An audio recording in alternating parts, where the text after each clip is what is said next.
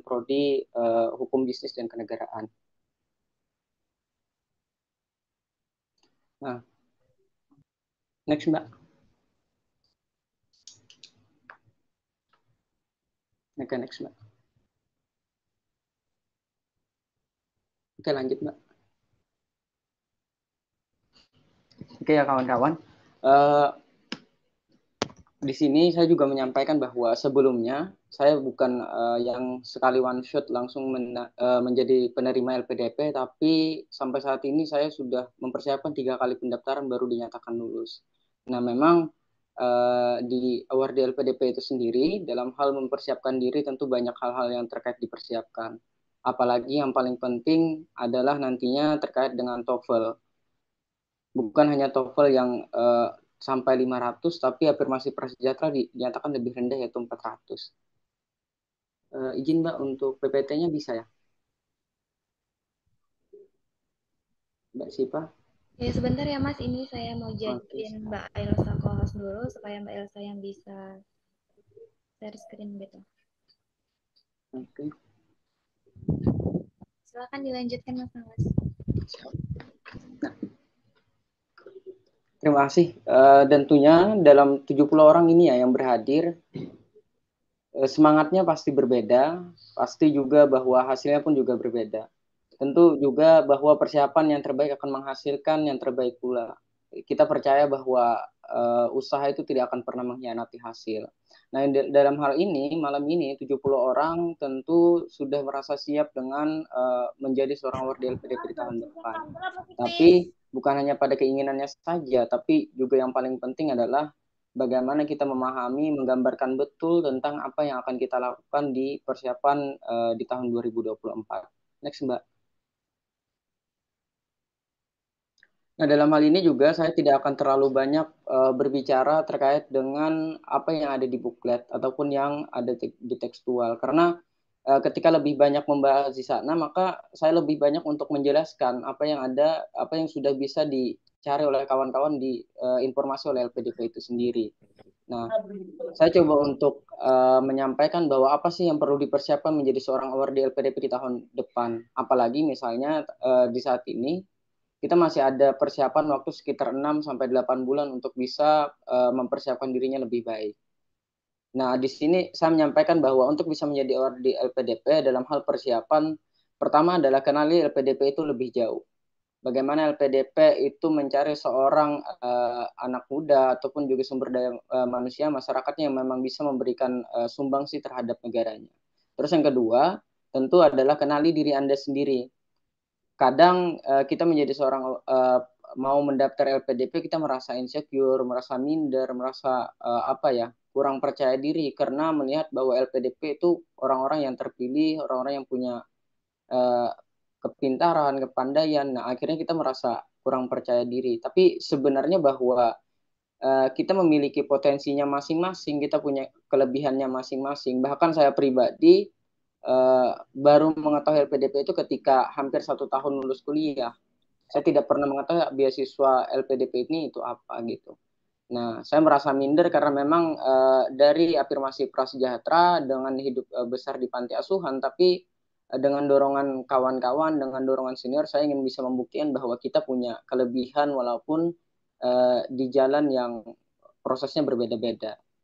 Nah, terus setelah nanti kawan-kawan ini sudah kenal betul terkait dengan LPDP, terkait dengan nilai dan yang lain-lain, serta memahami tentang potensi diri, yang paling penting adalah juga mempersiapkan strategi terbaiknya dari per setiap tahapannya. Kalau aku kemarin itu mempersiapkan dengan timeline diri pribadi. Jadi di antara timeline yang jalur pendaftaran itu, kita sudah bikin jadwal sendiri kapan belajar untuk TBS, kapan belajar untuk tes substansi dan berapa kali.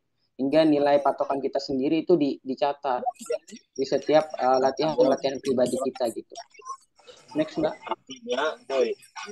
Nah, ini yang paling penting kawan-kawan bahwa untuk mengenali LPDP itu apa aja sih? Nah, kalau aku pribadi bahwa yang pertama adalah timeline pendaftaran. LPDP biasanya setiap tahun itu membuka pendaftaran dua tahap ya. Yang pertama kalau kemarin itu buka di tanggal 25 Januari, terus yang kedua ada di bulan Juli. Nah, jadi dua persiapan itu kawan-kawan harus menentukan apakah nantinya kita melihat lebih siap daftar di tahap pertama atau di tahap kedua. Nah, terus yang kedua adalah kategori penerima beasiswa. Ini penting kawan-kawan untuk menentukan kategori penerima beasiswa apa yang akan kawan-kawan ikuti. Nah, misalnya kawan-kawan ada merasa dari jalur afirmasi yang itu melihat peluangnya lebih besar, maka daftarlah di sana. Nah, saya pribadi sebenarnya kenapa mengikuti afirmasi prasejahtera karena ada beberapa peluang yang besar untuk saya bisa lulus di afirmasi prasejahtera. Yang pertama dari keluarga yang pertama selesai menyelesaikan studi sarjananya. Terus yang kedua juga menjadi penerima bantuan dari Dinas Sosial atau Kementerian Sosial yang dibuktikan nantinya dicek bansos oleh kawan-kawan sendiri. Nah, terus yang ketiga adalah syarat-syarat pendaftaran. Kenali, karena ini penting agar apa nantinya di tahap pertama syarat-syarat pendaftaran ini kita tidak gagal atau dinyatakan tidak lolos di tahap administrasi. Saya 2 kali gagal pada syarat pendaftaran ini karena yang pertama TOEFL saya tidak terpenuhi. Nah, akhirnya saya gagal untuk submit mendaftarkan diri. Terus yang kedua, saya gagal karena dari kartu keluarga yang ada itu saya masih ikut nenek dan juga tidak terdaftar ternyata di Kementerian Sosial, di cek bansos yang ada hanya menjadi penerima BLT. Nah, terus yang ketiga, karena memahami untuk syarat-syarat pendaftaran yang lebih jauh, mengenal LPDP lebih jauh, saya melakukan pindah kartu keluarga ikut orang tua, yang dimana juga orang tua ini menjadi penerima yang terdaftar di cek bansos. Makanya ini sangat penting kawan-kawan untuk mengenali LPDP terkait dengan timeline tadi, kategori penerimaan apa yang sudah bisa maksimal dengan kita, terus syarat pendaftaran harap bisa di checklist dan kalau bisa sudah matang kalau misalnya saat ini Agustus di September November sudah aman. Nah, terus selanjutnya adalah kampus tujuan yang disediakan. Nah, ini kawan-kawan kenapa misalnya kampus tujuan yang disediakan perlu untuk dikenali karena itu juga berkaitan dengan potensi diri kita nantinya ke depan. Apakah kampus yang kita memilih untuk luar negeri atau dalam negeri?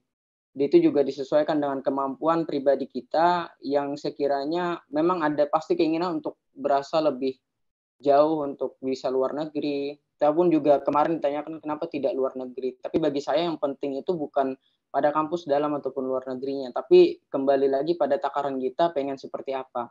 Saya pribadi ingin untuk by step bahwa setiap perjalanan itu perlu ada prosesnya.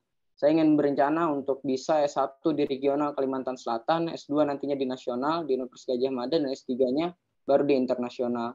Nah, ini penting untuk bisa menentukan kampus tujuan dan juga prodi apa yang disediakan. Sehingga nantinya bisa tergambar bahwa kita ke depan pengen berfokus terhadap pengabdian kepada negara ini seperti apa dan bagaimana sumbangsi kita gitu. Nah, yang kelima adalah visi misi nilai LPDP. Nah, visi misi ini kawan-kawan penting juga karena apa? Karena ini berkaitan dengan bagaimana kita melihat apa yang sih yang ingin dicari oleh LPDP itu sendiri. Kalau misalnya nilai-nilai LPDP, saya lebih mudah untuk mengingatnya info SIPK. Jadi di sini bahwa yang saya mengingat untuk info SIPK itu mulai dari integritas, profesional, dan juga itu penting kawan-kawan harus bisa dipahami sedemikian rupa. Karena apa?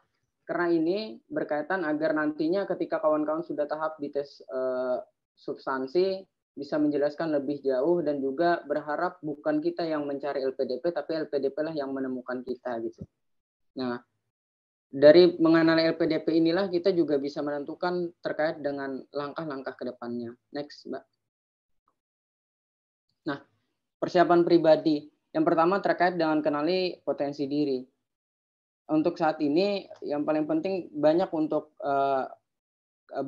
mengenali diri lebih jauh dan juga yakin dengan diri sendiri bahwa kita punya kelebihannya masing-masing dengan peminatannya masing-masing dan prosesnya yang membentuk setiap orang punya perbedaan dan setiap orang punya kelebihan. Nah, itu juga nantinya akan ditentukan untuk bisa menceritakan terkait dengan kelebihan, kekurangan, hal juga yang apa yang diajarkan terakhir terhadap kita dan hal apa saja yang bisa membanggakan. Nah, saya juga di sini akhirnya dengan mengenali potensi diri inilah kita juga terlihat berbeda dengan orang lain. Nah, ketika kawan-kawan nantinya ingin menuliskan kelebihan dan kekurangannya, ini ada tips bagaimana agar bisa menjadi sesuatu orang yang positif. Yang pertama adalah ketika menulis kelebihan, silahkan tuliskan kelebihannya masing-masing, tapi sertakan juga, buktikan juga dengan fakta yang dilakukan oleh kawan-kawan. Terus yang kedua, ketika nantinya menceritakan terkait dengan kekurangan, maka harus ada kata penyambung atau kata optimis untuk bisa memperbaiki hal itu. Misalnya saya adalah orang yang pemalu, tapi ini juga yang bisa membuktikan saya agar bisa terhindar dari hal-hal pergaulan negatif. Nah, itu silahkan boleh kawan-kawan. Yang penting agar agar apa? Agar positif dan negatif itu tidak menjadi pengurang dari nilai kawan-kawan. Nah, terus juga di situ bisa untuk kelebihan dan kekurangannya.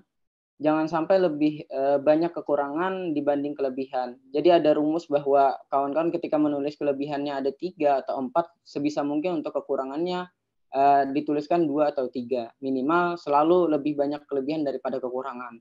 Karena itu paling tidak kita menunjukkan bahwa kita adalah orang yang optimis, orang yang memiliki kepercayaan diri bahwa kita memang memiliki kekurangan, tapi di balik kekurangan itu kita juga memiliki banyak kelebihan, dan itu yang ingin saya sampaikan kepada LPDP itu sendiri. Terus yang kedua adalah gambaran tentang rencana pengabdian ke depan. Nah, ini juga sangat berpengaruh nantinya di tahap ketiga ya, di tahap tes substansi. Yang paling banyak diulik adalah tentang pengabdian ke depan. Saya pribadi memang untuk saat ini berprofesi sebagai konsultan hukum atau advokat magang, menunggu dari sumpah advokat. Nah, dalam hal itu juga tes substansi kemarin saya ditanyakan apakah ingin menjadi seorang advokat atau ingin menjadi seorang dosen atau akademisi. Dan bahkan pun juga ketika kita sudah menyampaikan menjadi seorang praktisi ataupun menjadi seorang advokat, kalau bisa lebih diperjelas lagi advokat yang seperti apa. Nah, saya pribadi kemarin mempersiapkan lebih jauh bahwa saya ingin menjadi seorang advokat konstitusi. Berbeda dengan kawan-kawan yang advokat yang lain, saya lebih untuk berkonsentrasi terhadap kenegaraan. Makanya akan lebih banyak bersidang di ibu kota, di Mahkamah Konstitusi. Saya juga menyampaikan bahwa di Kalimantan Selatan tidak banyak orang-orang yang memiliki keahlian hal tersebut. Nah, oleh karena itu, rencana pengabdian ke depan itu penting untuk bisa menggambarkan lebih jelas kawan-kawan mau mengabdinya seperti apa nilai berbedanya dengan peserta yang lain gitu. Nah, makanya itu nantinya tertuang di esai. Kawan-kawan sudah menyebutkan praktisi yang seperti apa, pengabdiannya yang di mana, atau penemuan riset yang seperti apa yang berbeda dengan yang lain, ataupun juga menjadi akademisi yang seperti apa. Nah, itu penting untuk bisa menggambarkan tentang rencana pengabdian ke depan. Terus yang ketiga adalah lengkapi beberapa administrasi penting. Nah, ini saya berkaca dari pengalaman pribadi karena saya kurang mempersiapkan ini, akhirnya harus 3 kali untuk bisa dinyatakan lulus menjadi seorang award di LPDP. Tapi bagi saya itulah yang membuat saya proses sampai pada akhirnya hal yang diajarkan terakhir yang saya tuliskan adalah saya belajar tentang stoikisme dan minimalism.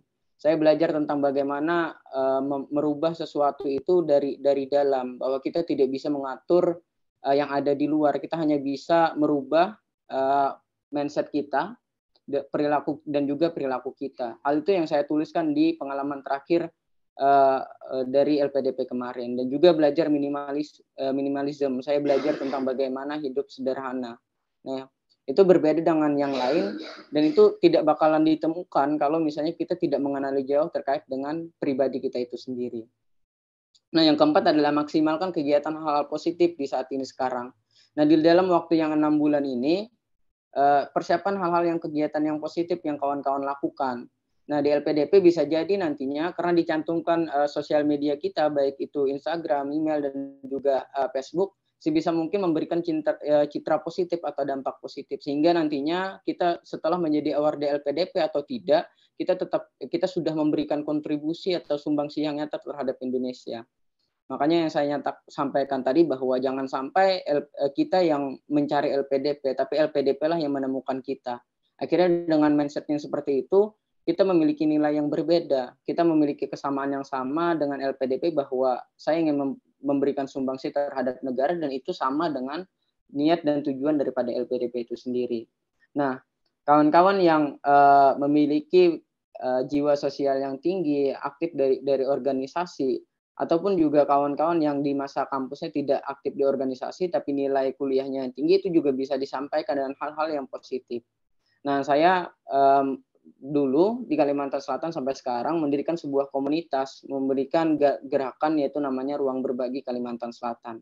Nah, kegiatan ini sebenarnya saya ingin tujukan bahwa memberikan semangat untuk anak-anak panti asuhan, karena saya berasal dari sana, bahwa tidak ada yang salah dalam hal bermimpi, terutama mengejar pendidikan. Nah, juga hal itulah yang banyak ditanyakan, banyak diulik, kenapa ingin lanjut S2 dengan segala keterbatasan. Saya sampaikan bahwa juga niat saya awalnya untuk bisa berani kuliah adalah hanya lewat satu kalimat yang ada di buku Hairul Tanjung Si Anak Singkong. Nah, di sana saya membaca bahwa salah satu jalan keluar dari kemiskinan adalah pendidikan. Makanya saya ingin menularkan itu di Kalimantan Selatan, yaitu di setiap bulannya kami berkunjung ke panti asuhan di setiap kabupaten, memberikan sumbangsi untuk anak-anak, bukan pada materi tapi pada mental health, pada mimpinya, bahwa kita juga bisa untuk mengejar mimpinya. Nah, kawan-kawan yang memiliki kepedulian, kawan-kawan juga memiliki cerita yang menarik yang bisa disampaikan, itu ditularkan. Karena kepercayaan itu semakin berani disuarakan, itu berdampak dengan orang lain. Nah, ketika kawan-kawan bisa menggerakkan manfaat yang positif terhadap orang banyak, ini pasti sesuai dengan apa yang dicari oleh LPDP. Makanya di 6 bulan ke depan, itu persiapkan hal-hal positif yang kawan-kawan lakukan. Jadi nantinya ketika mendaftar LPDP, lulus ataupun tidak, kita memiliki kebanggaan bahwa kita sudah memberikan sumbangsi yang nyata untuk Indonesia. Nah, kemarin itu juga ada yang menanyakan, dari alumni salah satu kampus ternama di Bandung, dia sempat gak lulus di tes substansi. Nah, akhirnya saya sampaikan bahwa dengan minat yang dia miliki dan juga skill yang dia miliki, kenapa tidak bikin komunitas yang memang memberikan informasi kepada orang banyak. Dia memiliki minat dan juga tujuan kampus luar negeri untuk pengelolaan sampah. Kenapa tidak dimulai dari sekarang bikin komunitas tentang edukasi untuk pengelolaan sampah? Akhirnya dia bikin, dan ini dia juga siap-siap untuk mempersiapkan diri mendaftar LPDP di tahun 2024. Nah, kawan-kawan yang di sini, tentukan hal itu, apa yang pengen sumbangsi yang nyata. Akhirnya ketika mendaftar LPDP, di tes substansi itu kita sudah bisa menceritakan tentang sumbangsi kita.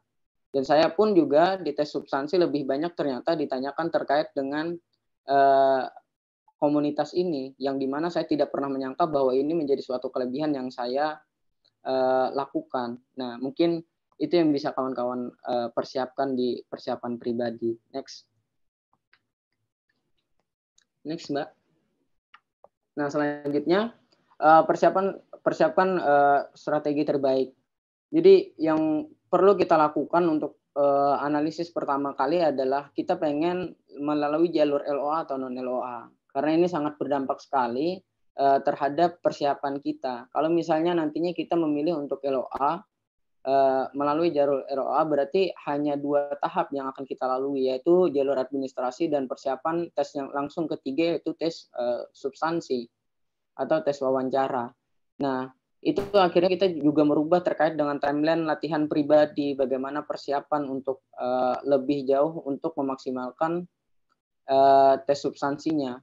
Tapi kedua hal ini, yang LOA ataupun LOA, bukan suatu hal kepastian ya, bahwa yang sudah mendapatkan LOA terbuka lebar menjadi award di LPDP. Semuanya sama, tergantung bagaimana kita mempersiapkan dirinya lebih baik atau tidak. Ada juga kok kawan-kawan yang sudah sudah menerima LOA-nya tapi dinyatakan tidak lulus. Nah, itu kembali ke kita masing-masing bagaimana mempersiapkan diri dengan baik. Dan itu juga LOA atau non LOA, ini harus bisa kita manajemen, apakah kita mau daftar yang sudah melalui dinyatakan lulus di kampus yang kita tuju, berarti kita harus lebih banyak mempersiapkan di sebelum ini gitu. Kalau di UGM sendiri itu pendaftarannya sebenarnya ada di semester genap. Kalau kawan-kawan yang mau melanjutkan di UGM itu ada di bulan Desember dan Januari. Nantinya akhirnya kalau misalnya dinyatakan lulus pakai LOA, maka di awal tahun 2024 kawan-kawan bisa ikut melalui jalur LOA. Terus yang kedua adalah kampus luar negeri atau dalam negeri. Nah, ini penting juga untuk ditentukan karena apa? Karena nantinya bagaimana mekanisme pendaftarannya, bagaimana kultur budaya daerahnya, termasuk juga dalam negeri pun juga harus punya jawaban yang berbeda antara Jogja, Malang, Surabaya maupun Jakarta ataupun kota-kota lainnya gitu. Nah, itu juga berdampak dengan berapa kali pendaftarannya, apa saja mata kuliahnya. Nah, kalau saya pribadi ketika mempersiapkan memilih untuk dalam negeri, saya bahkan kemarin mempersiapkan lebih jauh, yaitu mata kuliahnya apa saja selama 4 semester. Terus yang kedua, siapa saja pengajarnya, dan dalam pengajar itu saya seleksi siapa sih yang pengen saya temui ataupun yang saya khususkan sebagai dosen nantinya gitu. Saya mempersiapkan 3 dosen. Selanjutnya juga kemarin di Universitas Gadjah Mada, apa sih yang ingin alasan dasar masuk Universitas Gadjah Mada, terutama saya sebutkan adalah ada komunitas atau lembaga, yaitu namanya PUKAT, Pusat Kajian Anti Korupsi.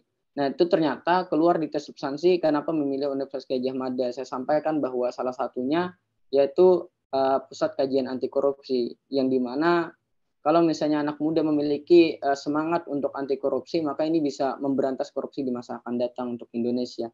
Nah, itu penting kawan-kawan untuk menentukan bagaimana strateginya. Terus juga kalau ada nantinya kawan-kawan yang memilih melalui jalur afirmasi prasejahtera, tentu yang tidak memiliki LOA harus nantinya diberikan kesempatan untuk latihan untuk pengayaan bahasa selama 6 bulan ataupun 3 bulan. Tergantung daripada nilai skor TOEFL kawan-kawan masing-masing gitu. Nah, saya saat ini insya Allah di bulan Agustus ini mengikuti pengayaan bahasa di UIN Syarif Hidayatullah Jakarta selama 6 bulan. Selesainya nantinya di bulan Maret. Namun, apabila kawan-kawan semasa mengikuti pengayaan bahasa itu dinyatakan lulus atau diterima di kampus tujuan, maka kawan-kawan bisa mengundurkan diri di pengayaan bahasa dan lanjut untuk kuliah sesuai dengan waktu pembukaan kuliah di kampus masing-masing. Nah, next Mbak. Nah, yang terakhir, untuk bisa lebih banyak diskusinya, kita sambil sharing ya terkait dengan pengalaman hari ini, bahwa percayalah bahwa keberhasilan itu bukan selalu milik orang yang pintar. Banyak kok orang yang pintar di luar sana, banyak orang yang memiliki prestasi yang segudang, tapi tidak bisa untuk bisa menjadi award di LPDP. Tapi percayalah bahwa keberhasilan itu adalah orang-orang yang memiliki senantiasa, yang terus berusaha. Ketika gagal dia bangkit lagi, ketika jatuh dia bangkit lagi dan terus mencoba lagi sampai kita bisa mendapatkan apa yang kita impikan gitu. Dan saya percaya bahwa apa yang saya sampaikan oleh B.J. Habibie ini terbukti pada saya bahwa 3 kali saya gagal, saya akan tetap mencoba sampai dinyatakan lulus menjadi seorang award di LPDP. Mungkin itu Mbak Sipa dan kawan-kawan semuanya. Terima kasih. Saya kembalikan ke moderator.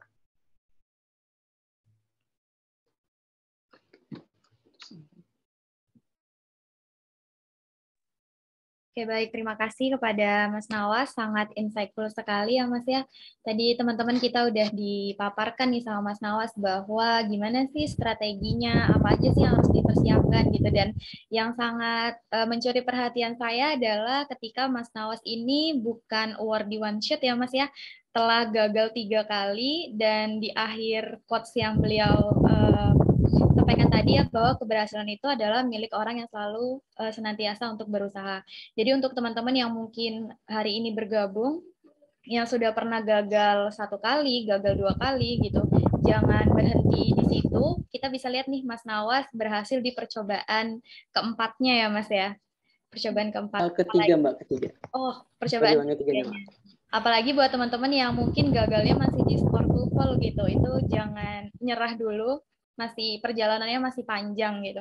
Oke, mungkin kepada Mas Nawas boleh dimohon untuk tidak meninggalkan room Zoom ya Mas. Nanti di sesi tanya jawab kedua pemateri akan menjawab pertanyaan dari teman-teman gitu. Jadi saya ingatkan kembali untuk teman-teman yang memiliki pertanyaan seputar LPDP, silakan disimpan terlebih dahulu pertanyaannya, nanti akan disampaikan di sesi tanya jawab dan akan dijawab secara langsung oleh kedua pemateri atau bahkan kakak Wardi yang lain.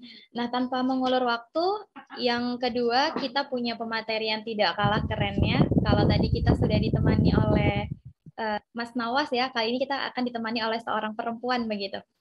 Apakah sudah bergabung bersama? Oh, mungkin sebelum saya spill dulu, saya mau kasih tahu nih bahwa wanita yang kali ini akan menemani kita itu merupakan salah satu alumni dari Institut Pemerintahan Dalam Negeri atau IPDN. Wah, dari alma maternya aja udah kelihatan ya kerennya ya teman-teman.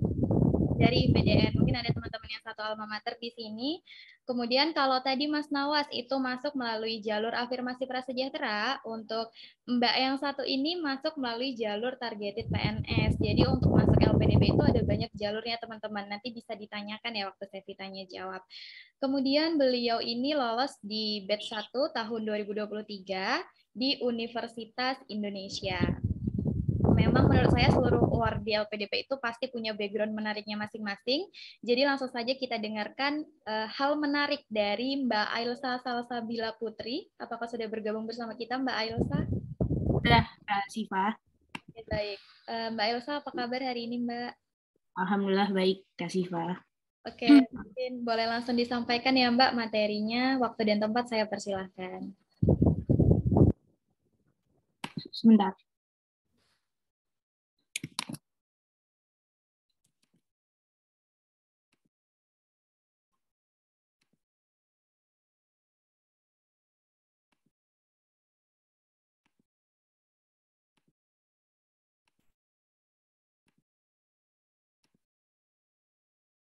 Baik, apakah PPT yang saya tampilkan sudah terlihat?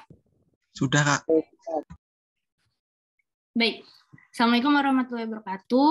Selamat malam bagi para pejuang beasiswa LPDP.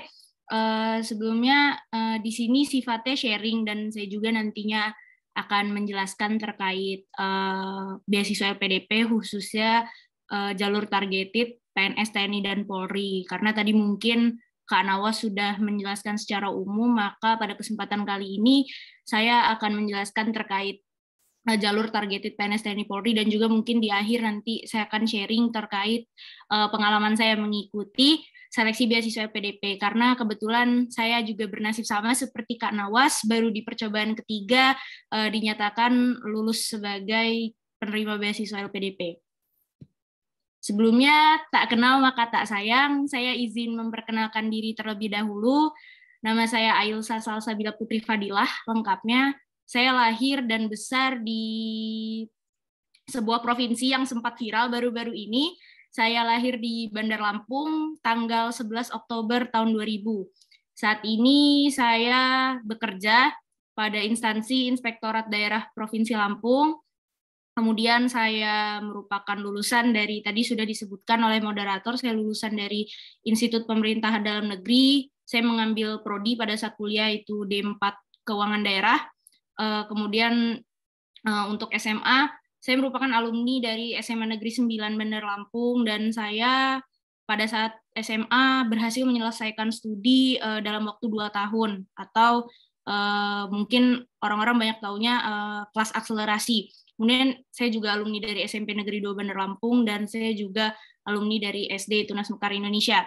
Selanjutnya, saya dinyatakan lulus sebagai awardee LPDP pada tahap 1 tahun ini, dan saya akan melanjutkan studi di Universitas Indonesia, Fakultas Ilmu Administrasi dengan peminatan Administrasi Pengawasan pada insya Allah bulan Agustus tahun 2024, karena alhamdulillah pengajuan tunda studi saya tahun ini sudah diterima.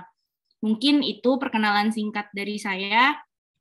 Selanjutnya, di sini saya akan mensosialisasikan terkait beasiswa LPDP khususnya untuk jalur targeted PNS, TNI, dan juga Polri.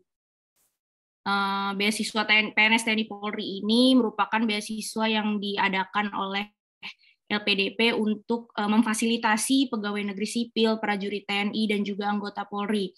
Banyak orang yang juga bertanya kepada saya, kenapa sudah dalam tanda kutip enak menjadi PNS, tapi kenapa memilih kemudian untuk lanjut studi lagi?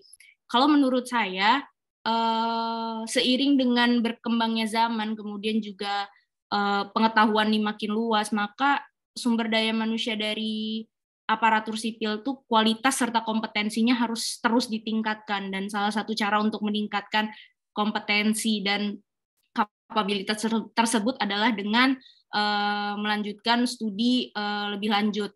Salah satunya mungkin dengan melanjutkan studi magister ataupun doktor yang difasilitasi oleh LPDP. Bagi PNS TNI Polri tersedia beasiswanya. Persyaratan umumnya ini juga berlaku untuk pendaftar jalur lain, jalur reguler, kemudian juga jalur target wirausaha dan sebagainya. Yaitu untuk pendaftar beasiswa magister itu sebelumnya telah menyelesaikan D4 ataupun S1-nya. Kemudian bagi pendaftar doktoral itu sudah menyelesaikan studi S2-nya. Kemudian juga tidak sedang ongoing, jadi semisal ada juga kemarin rekan-rekan saya yang setelah saya diterima menjadi awardee, mereka bertanya apakah saya bisa untuk daftar LPDP, tapi posisinya sudah berkuliah di tempat lain. Jawabannya adalah tidak bisa, karena tidak bisa ongoing studi di tempat lain baru kemudian mendaftar LPDP.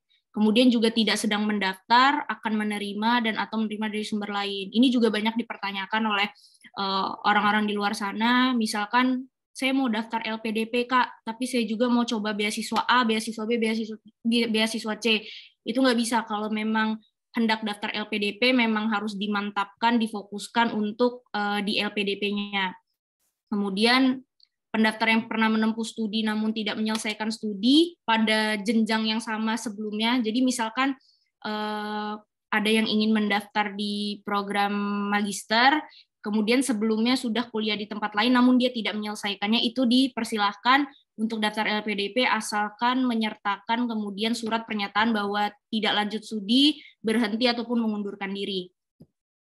Kemudian persyaratan khusus untuk pendaftar jalur PNS TNI Polri, yang pertama adalah melampirkan surat usulan kepada LPDP untuk mengikuti beasiswa LPDP ini, yang kalau untuk PNS dan juga CPNS itu dikeluarkan oleh pejabat setingkat eselon 2 yang membidangi terkait SDM pada kementerian lembaga ataupun pemerintah daerah. Kemudian kalau untuk anggota TNI itu dikeluarkan oleh yang membidangi pembinaan SDM di Mabes TNI, baik Angkatan Darat, Angkatan Laut, dan Angkatan Udara. Kemudian untuk anggota Polri dikeluarkan oleh pejabat SDM daripada Mabes Polri. Dan untuk lulusan sekolah kedinasan yang masih dalam proses pengangkatan menjadi CPNS itu diperbolehkan mendaftar dengan mengunggah surat keterangan bahwa sedang dalam proses pengangkatan menjadi CPNS dari kementerian yang menaungi sekolah tersebut.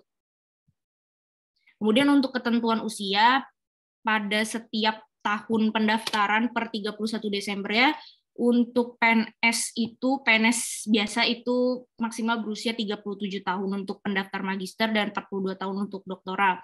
Kemudian untuk PNS dengan jabatan fungsional itu berusia 42 tahun dan 47 tahun untuk doktoral. Kemudian untuk anggota TNI dan Polri itu maksimal berusia 40 tahun untuk pendaftar magister dan juga 45 tahun untuk pendaftar doktoral. Ketentuan IPK pada jenjang studi sebelumnya untuk pendaftar program magister itu sekurang-kurangnya 3,00 dalam skala 4, kemudian untuk program doktoral sekurang-kurangnya 3,25 dalam skala 4. Khusus untuk anggota TNI dan anggota Polri, pendaftar doktoral sekurang-kurangnya 3,00. Dan banyak juga yang bertanya kepada saya, apakah akreditasi dari kampus sebelumnya dipertimbangkan oleh LPDP? Tidak, yang dipertimbangkan oleh LPDP hanyalah IPK yang didapat daripada jenjang studi sebelumnya. Kemudian untuk syarat kemampuan bahasa Inggris, untuk magister dalam negeri program targeted PNS TNI Polri membutuhkan TOEFL ITP 500 atau TOEFL IBT 61 atau PTE Academics 50 dan atau IELTS 6,0. Untuk magister luar negeri, TOEFL IBT 80, PTE Academics 58, atau IELTS 6,5. Jadi ditekankan juga untuk pendaftar yang hendak mendaftar ke luar negeri tidak diberlakukan TOEFL ITP. Jadi memang pilihannya hanya IBT, PTE Academics, dan juga IELTS. Untuk program doktoral dalam negeri, skor minimal daripada syarat kemampuan bahasa Inggrisnya adalah 530 untuk TOEFL ITP, kemudian 70 untuk skor TOEFL IBT-nya, kemudian PTE Academics 50 dan IELTS 6,0. Untuk program doktoral luar negeri itu TOEFL IBT-nya 80, kemudian PTE Academics 58 atau IELTS-nya 6,5, sama dengan syarat yang diajukan untuk program magister luar negeri. Sembari membahas terkait syarat kemampuan bahasa Inggris ini, saya ingin mengingatkan kepada teman-teman sekalian bahwa jangan mudah tertipu oleh lembaga-lembaga yang mungkin bilang bisa untuk mengadakan tes IELTS ataupun tes TOEFL, karena harus benar-benar dipastikan sesuai dengan syarat yang ada di buklet LPDP yang bisa teman-teman akses pada website LPDP, bahwa penyelenggara tesnya sudah ditentukan, harus dikeluarkan sertifikat resminya dari lembaga apa, dan sebagainya. Karena banyak kejadian di tahun ini, khususnya yang pendaftar batch 2 tahun ini, itu mereka dalam tanda kutip tertipu oleh beberapa lembaga. Jadi yang mereka upload ke website LPDP adalah yang katanya sertifikat asli, padahal bukan sertifikat asli, dan itu merugikan.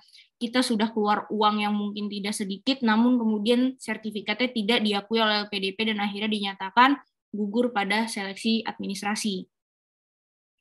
Untuk pendaftar beasiswa itu secara umum, tidak hanya targeted PNS, TNI, Polri, itu dapat mendaftar melalui 2 jalur, yaitu dengan melampirkan letter of acceptance unconditional atau tanpa LOE unconditional. LOE itu adalah surat pernyataan bahwa telah diterima di kampus tujuan.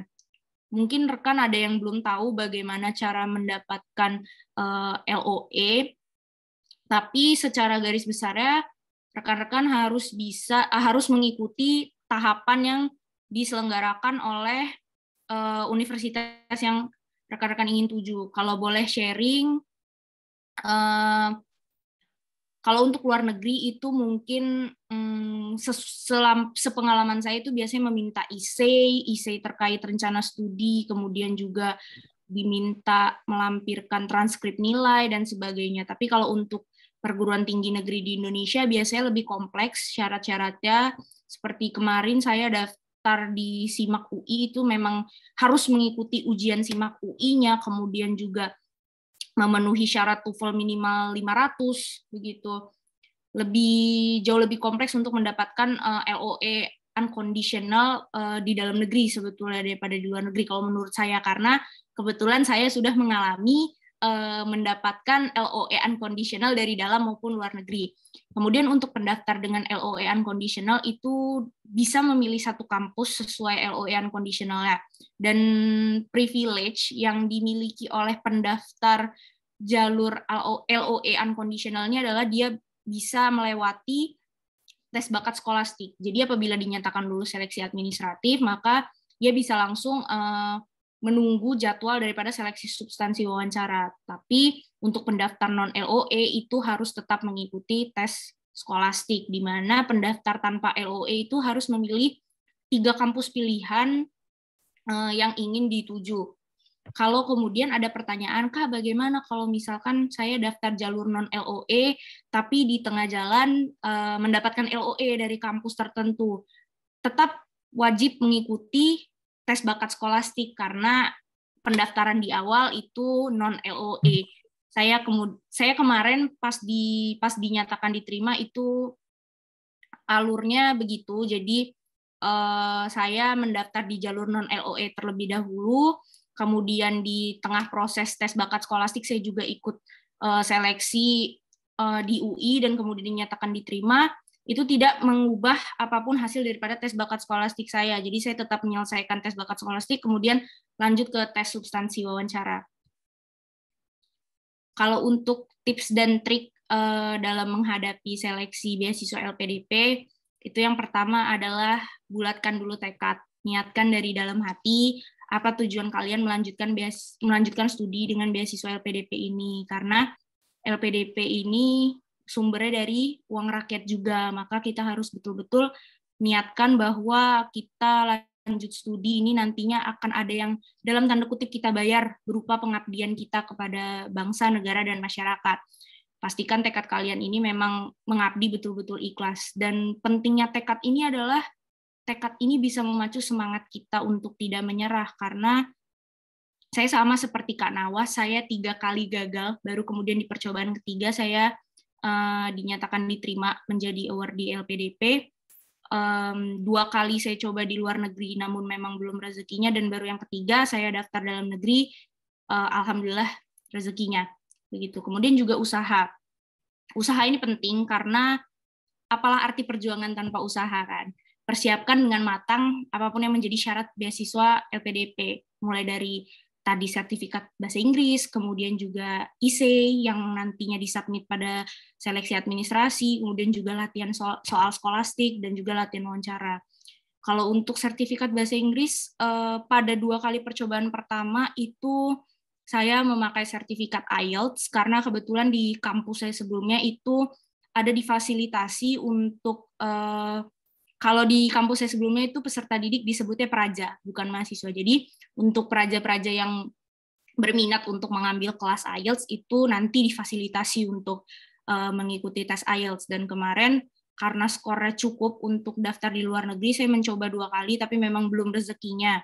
Kalau untuk IC itu saya bikin sendiri, jadi untuk skema dari IC-nya itu harus jelas terkait latar belakang kita seperti apa, kemudian juga rencana studi kita bagaimana, kemudian apa kegiatan yang ingin dilakukan selama studi, dan juga nanti setelah selesai studi dan kembali kepada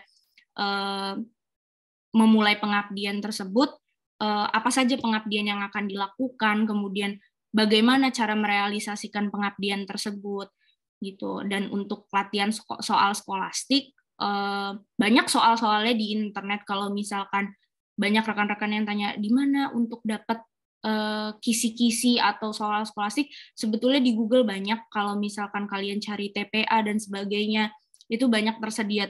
Kembali lagi ke kita, bagaimana kita berusaha mencari daripada bahan-bahan yang bisa dipelajari tersebut. Saya pribadi tidak ikut kelas persiapan apapun untuk skolastik, saya murni memang belajar sendiri, begitu. Dan untuk latihan wawancara, karena menurut saya dari 3 tahapan tes LPDP yang paling sulit dan tidak mudah ditebak adalah tahap wawancara, maka saya banyak-banyak sharing kepada awardee yang sudah lulus terlebih dahulu tentang bagaimana cara menyikapi pertanyaan ini, kemudian bagaimana kuncinya adalah kita harus menguasai betul tujuan kita lanjut studi itu apa.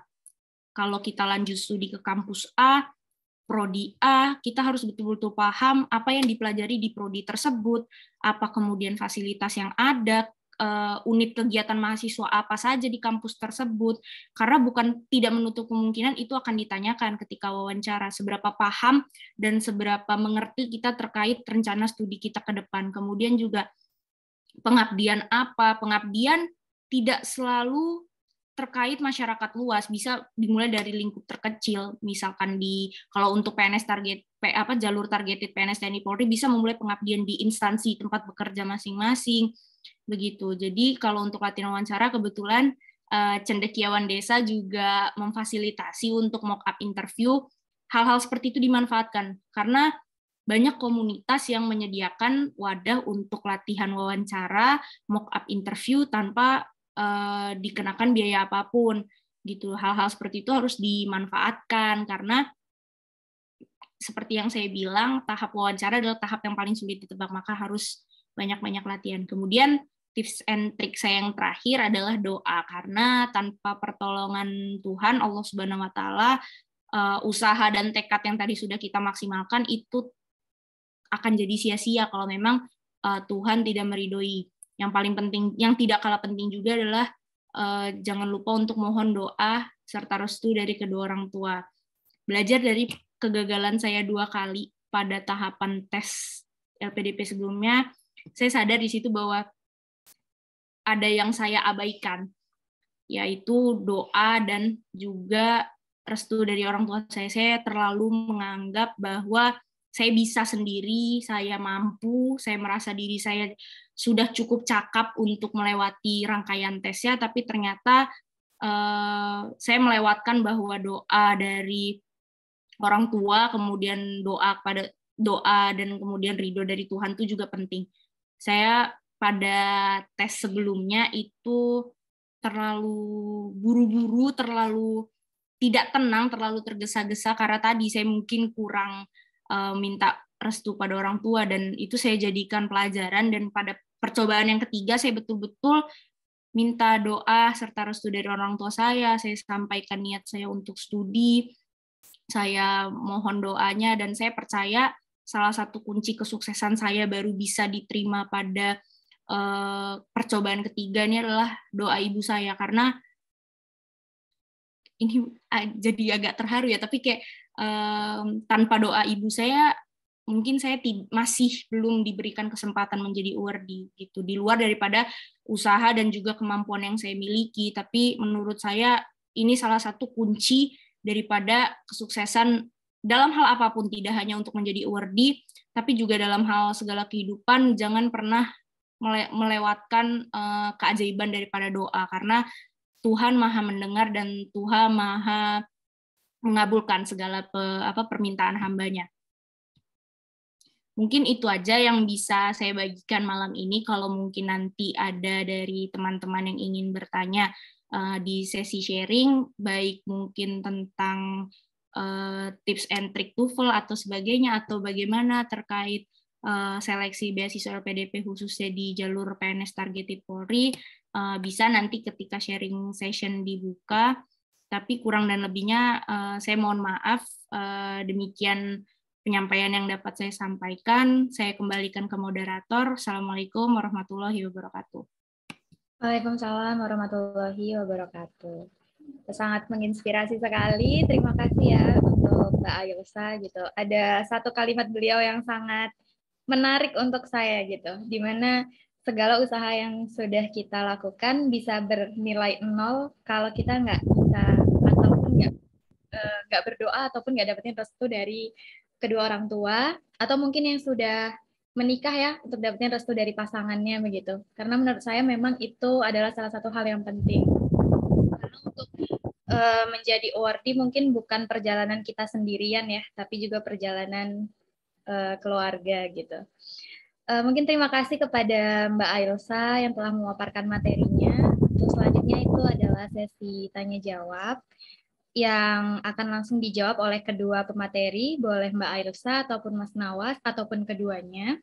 Untuk teman-teman yang ingin bertanya, saya persilahkan melalui fitur raise hand, atau yang tidak dapat raise hand atau tidak dapat memberikan pertanyaan secara langsung, boleh untuk memberikan pertanyaannya di kolom komentar, namun saya akan memprioritaskan teman-teman yang raise hand terlebih dahulu.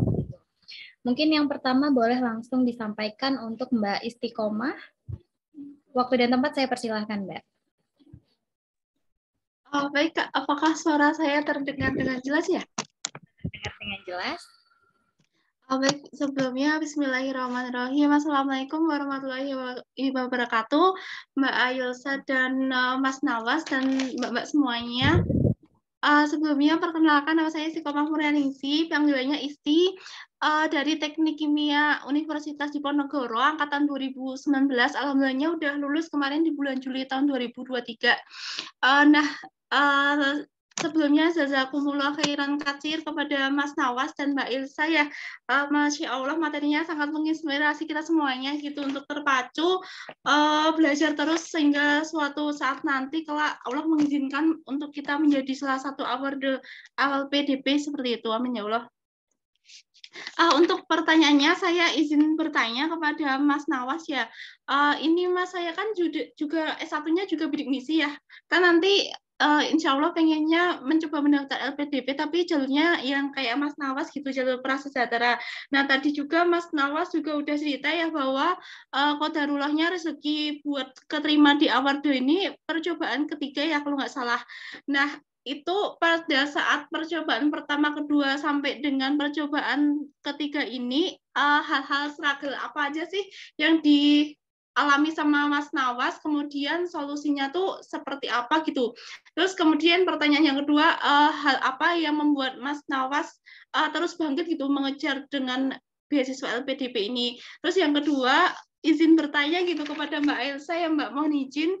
Tadi kan juga dipaparkan ya tentang TOEFL dan TPS. Nah kalau nggak salah istri simak tadi yang mengenai TPS itu tuh Mbak belajar sendiri ya.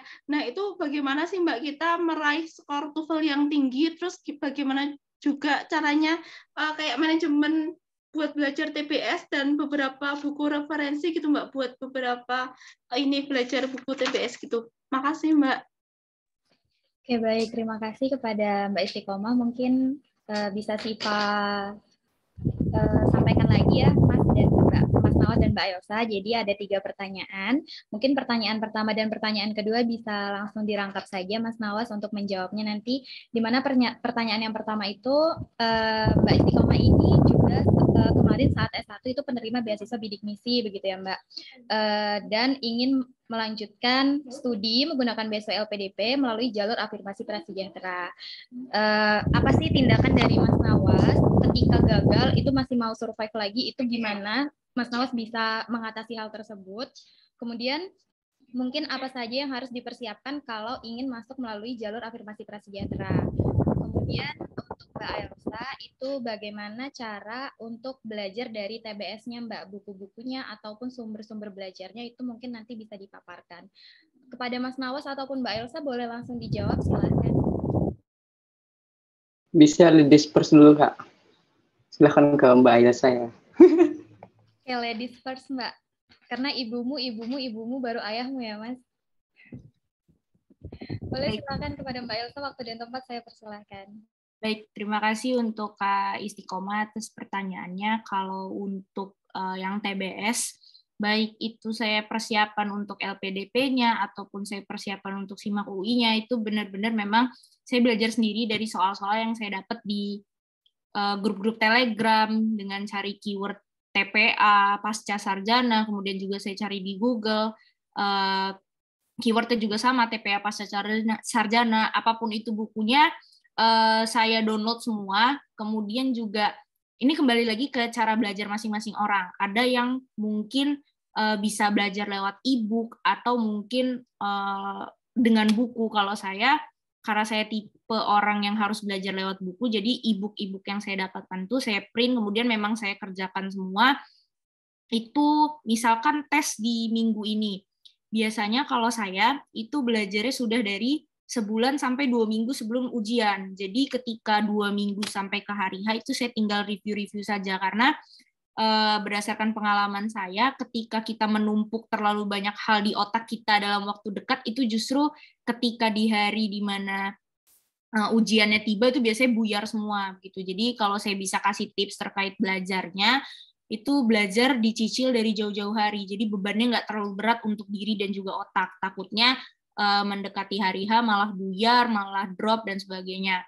Kalau untuk bahasa Inggrisnya, untuk IELTS dan TOEFL, itu keduanya saya bimbel, karena kalau menurut saya butuh penjelasan daripada expertise kalau terkait dengan bahasa Inggris tersebut. Apalagi saya peralihan, ada banyak orang yang TOEFL dulu baru IELTS, tapi kalau saya kebalikannya, saya dapat sertifikat IELTS dulu baru TOEFL, itu cukup sulit karena kebetulan TOEFL yang saya ambil adalah TOEFL ITP.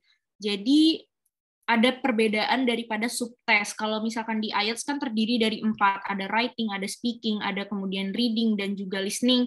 Tapi kalau di TOEFL ITP itu cuma ada listening, kemudian ada structure, dan ada reading. Begitu. Jadi terdapat perbedaan. Jadi cukup sulit sebetulnya adaptasinya, karena kalau menurut saya pribadi justru lebih mudah IELTS, karena IELTS itu lebih ke praktikal, tapi kalau TOEFL tuh lebih ke theoretical. Nah, saya justru lebih nyaman ketika disuruh praktek daripada belajar teorinya gitu. Jadi ini juga kebetulan ada yang tanya di kolom chat kalau bimbelnya di mana. Kebetulan saya bimbelnya offline di Lampung ini. Kebetulan ada lembaga pendidikan yang menyediakan bimbel offline. Saya menyesuaikan dengan, tadi juga Kak Istiqomah ada tanya tentang time management dan sebagainya. Karena saya bekerja dari pagi sampai sore untuk belajar, untuk les tadi, mendapat sertifikat TOEFL dan sebagainya, itu saya lakukan biasanya untuk weekdays itu setelah saya kerja. Jadi malam. Kemudian kalau untuk di weekend biasanya saya belajar pagi, baru nanti siangnya kosong, begitu. Kalau misalkan ada yang kurang jelas atau mau ditanyakan lagi, boleh Kak. Kalau ada yang terlewat mungkin tadi poin-poinnya. Masya Allah Kak, udah terjawab semua. Makasih Mbak Ilsa, sukses selalu. Oke, baik, terima kasih. Mungkin boleh silakan dilanjutkan Mas Nawas. Oh iya, makasih.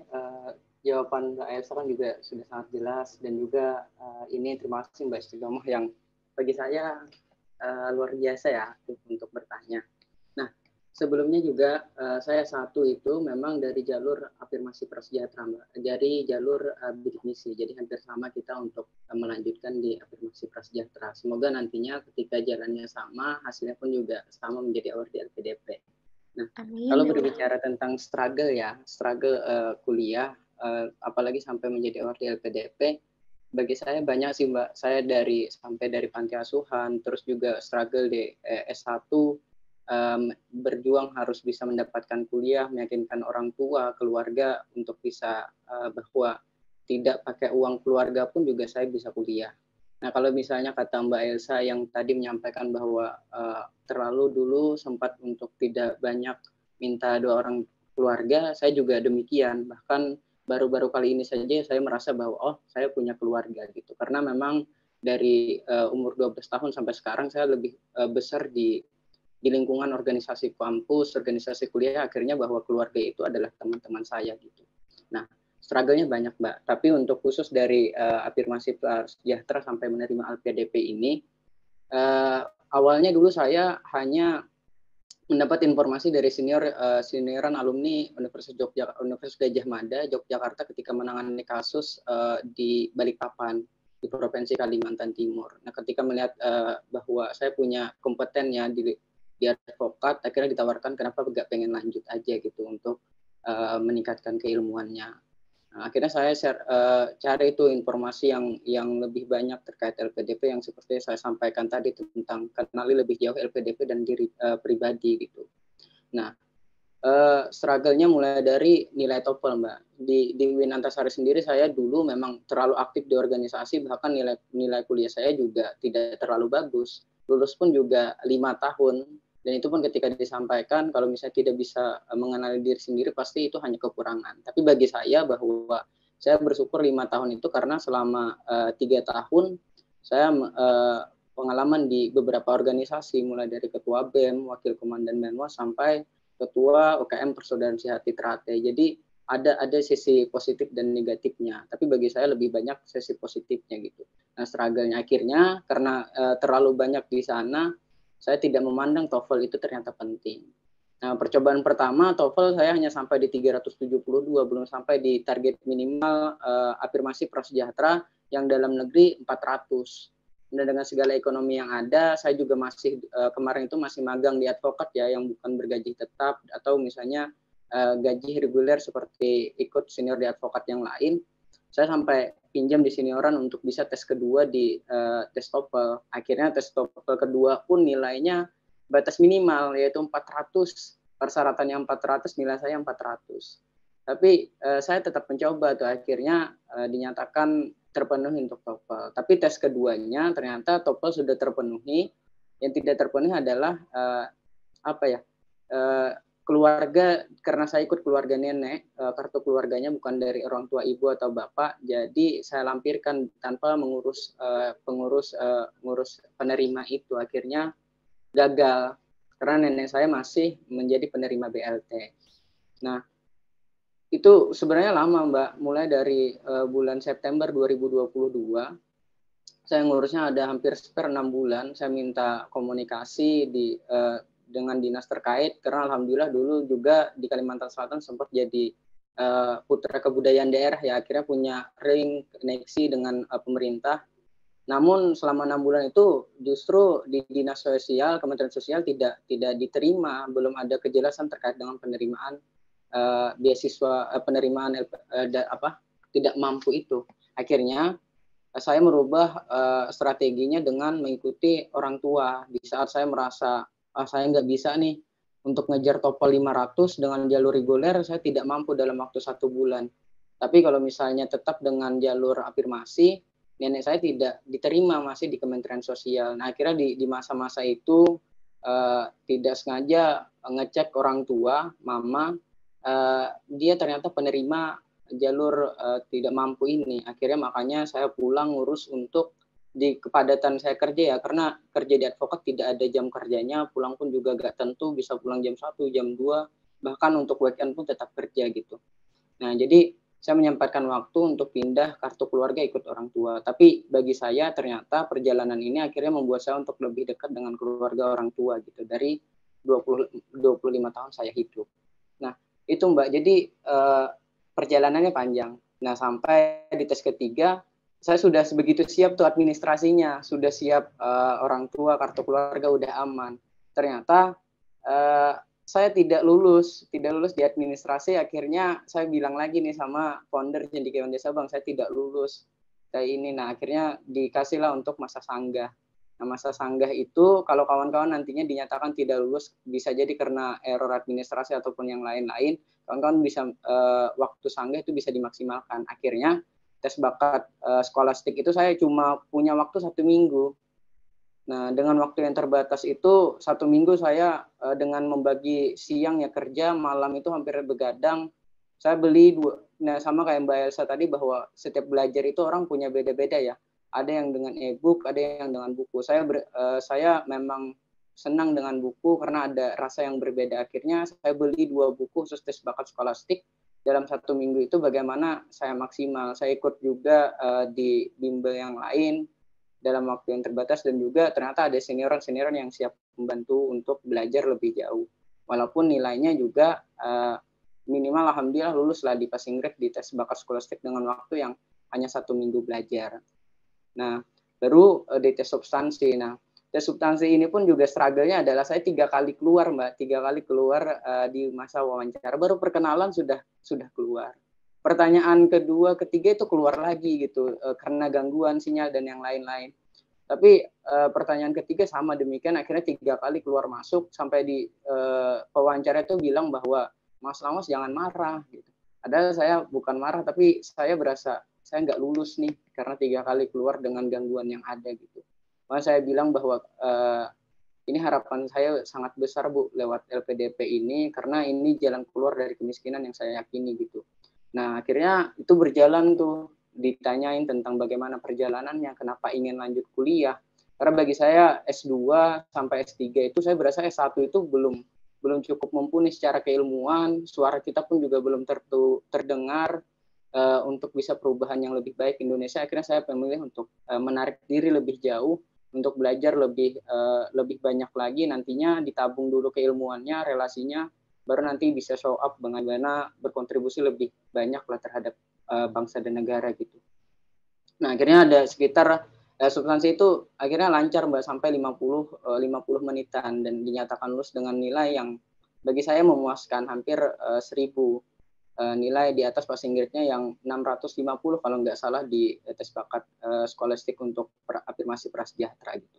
Nah, sebenarnya Mbak, nantinya kalau nanti Mbaknya tentang struggle, kesulitan hidup, ataupun yang lain, bagi saya ini justru adalah kelebihan kita, bahwa seni menikmati rasa sakit itu adalah hal yang tidak bisa dimiliki oleh orang lain. Kita memiliki jalan yang berbeda, bahkan ketika ada yang jalur reguler, ketika dia dinyatakan tidak lulus, saya merasa bilang bahwa, kemarin bilang ada kawan saya nggak lulus, bilang, coba saya kalau afirmasi prasejahtera pasti saya bisa lulus. Tapi permasalahannya bukan pada jalur afirmasi prasejahtera, target PNS ataupun reguler, tapi bagaimana di mana kita memulai. Bisa jadi passing grade afirmasi itu lebih rendah, tapi startnya lebih jauh di belakang dengan segala keterbatasannya. Uang untuk lanjut kuliah, terus juga dengan orang tua, problem dan yang lain-lain, yang akhirnya passing grade-nya bisa jadi lebih rendah, tapi nilainya kalaupun disamakan startnya bisa jadi sama seperti itu. Tapi saya rasa bahwa ketika menjadi seorang award LPDP itu adalah orang-orang yang selesai dengan masa lalunya, selesai dengan masalah pribadinya, dia berpikir tentang bagaimana bisa menginspirasi, bagaimana bisa berkontribusi untuk bangsa dan negara gitu. Nah, selanjutnya yang kedua ya Mbak, terkait dengan alasan untuk bangkit. saya kadang punya ketika menghadapi problem itu ada dua untuk bisa menyelesaikan masalah. Yang pertama tidur, yang kedua adalah baca buku. Karena buku bagi saya adalah paling mudah untuk bisa berinteraksi dengan diri sendiri. Jadi ketika saya punya masalah, punya problem dan lagi down-nya, saya mencari referensi buku bacaan yang bisa memotivasi saya gitu.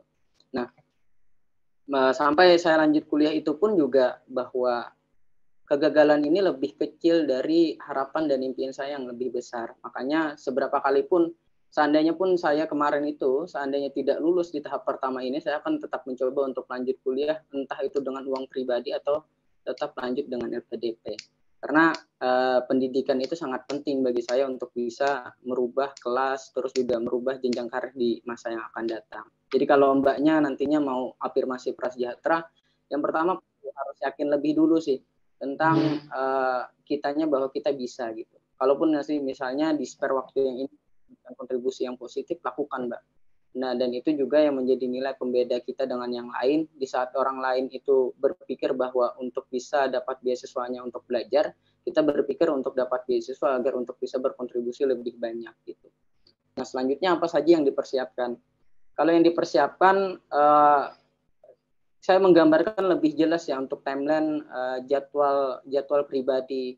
Walaupun di dalam perjalanan saya tidak menghadapi permasalahan yaitu entah terganggu dinyatakan tidak lulus di administrasi, akhirnya belajarnya cuma 1 minggu di tes bakat skolastik. Nah itu dibikin jadwalnya mbak. Nanti misalnya semasa mbaknya sudah submit nih. Kalau dulu saya tanggal 25 Januari sudah submit, 26 itu saya sudah ngatur waktu terkait dengan bagaimana belajar tes bakat skolastik, pembagian kapan tes verbal, kapan numerik, kapan juga tes untuk pemecahan masalah. Nah itu dibagi mulai dari memahami apa sih karakter tes bakatnya, terus yang mana nih yang merasa kekurangannya di mana, tapi maksimalkan kelebihan. Karena saya orang hukum ya. Saya lebih banyak untuk memaksimalkan di tes verbal dan tes pemecahan masalah. Nah di tes numerik itu saya semaksimal saya aja, kalaupun nilainya rendah juga nggak apa-apa, tapi minimal memenuhi target dari passing grade afirmasi gitu. Nah baru nantinya setelah pengumuman kelulusan dibagi lagi untuk tes tes substansi.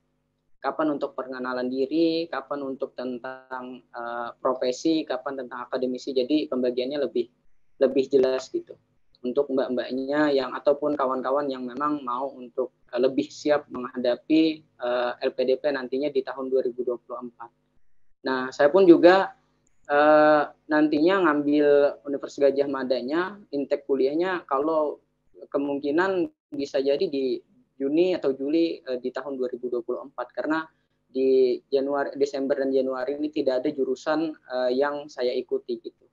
Nah mungkin itu sih mbak, persiapan itu sangat menentukan, tergambar dengan jelas. Kalau misalnya kita di otak atau di pemahaman kita bisa menggambarkan jelas tentang masa depan, seberapa besar pun halangan yang kita hadapi itu hanya jadi batu kerikil untuk bisa kita lebih bangkit lagi. Mungkin itu sih mbak. Mungkin bisa terjawab ya mbak, dan juga nanti ditunggu kabar baiknya menjadi award di LPDP. Amin ya Allah. Jazakallah khairan katsir Mas Nawas atas jawabannya. Semoga kita semuanya bisa diberikan kesempatan gitu sama Tuhan Yang Maha Esa menjadi award LPDP dan berkontribusi untuk Indonesia. Amin ya Allah. Terima kasih Kak. Saya kembalikan ke Kak MC ya. Kak Siva, monggo Kak. Baik, terima kasih kepada Mas Nawas dan Mbak Elsa. Mungkin sedikit menambahkan Mbak Istiqomah, untuk TBS itu nanti dari komunitas cendekiawan desa itu biasanya ada belajar bareng TBS Mbak. Jadi kalau nanti Mbak Istiqomah mendaftar LPDP gitu ya di tahun 2024, itu Mbak bisa bergabung di WhatsApp dari Cendekiawan Desa, itu biasanya bisa dapat di bio Instagram Cendekiawan Desa. Nanti di situ kalau sudah masuk ke tahap TBS itu nanti akan menyediakan belajar bersama dari TBS itu sendiri. Mungkin terima kasih banyak Kak Siva. Baik, terima kasih. Mungkin kita bisa lanjut ke pertanyaan yang kedua ya. Ini ada Mas Yusuf yang sudah raise hand. Kepada Mas Yusuf, waktu dan tempat saya persilahkan, Mas. Baik, Kak. Sebelumnya apakah suara saya terdengar jelas, Kak? Baik. Terdengar dengan jelas. Ya, terima kasih banyak Kak Siva atas kesempatan yang diberikan kepada saya.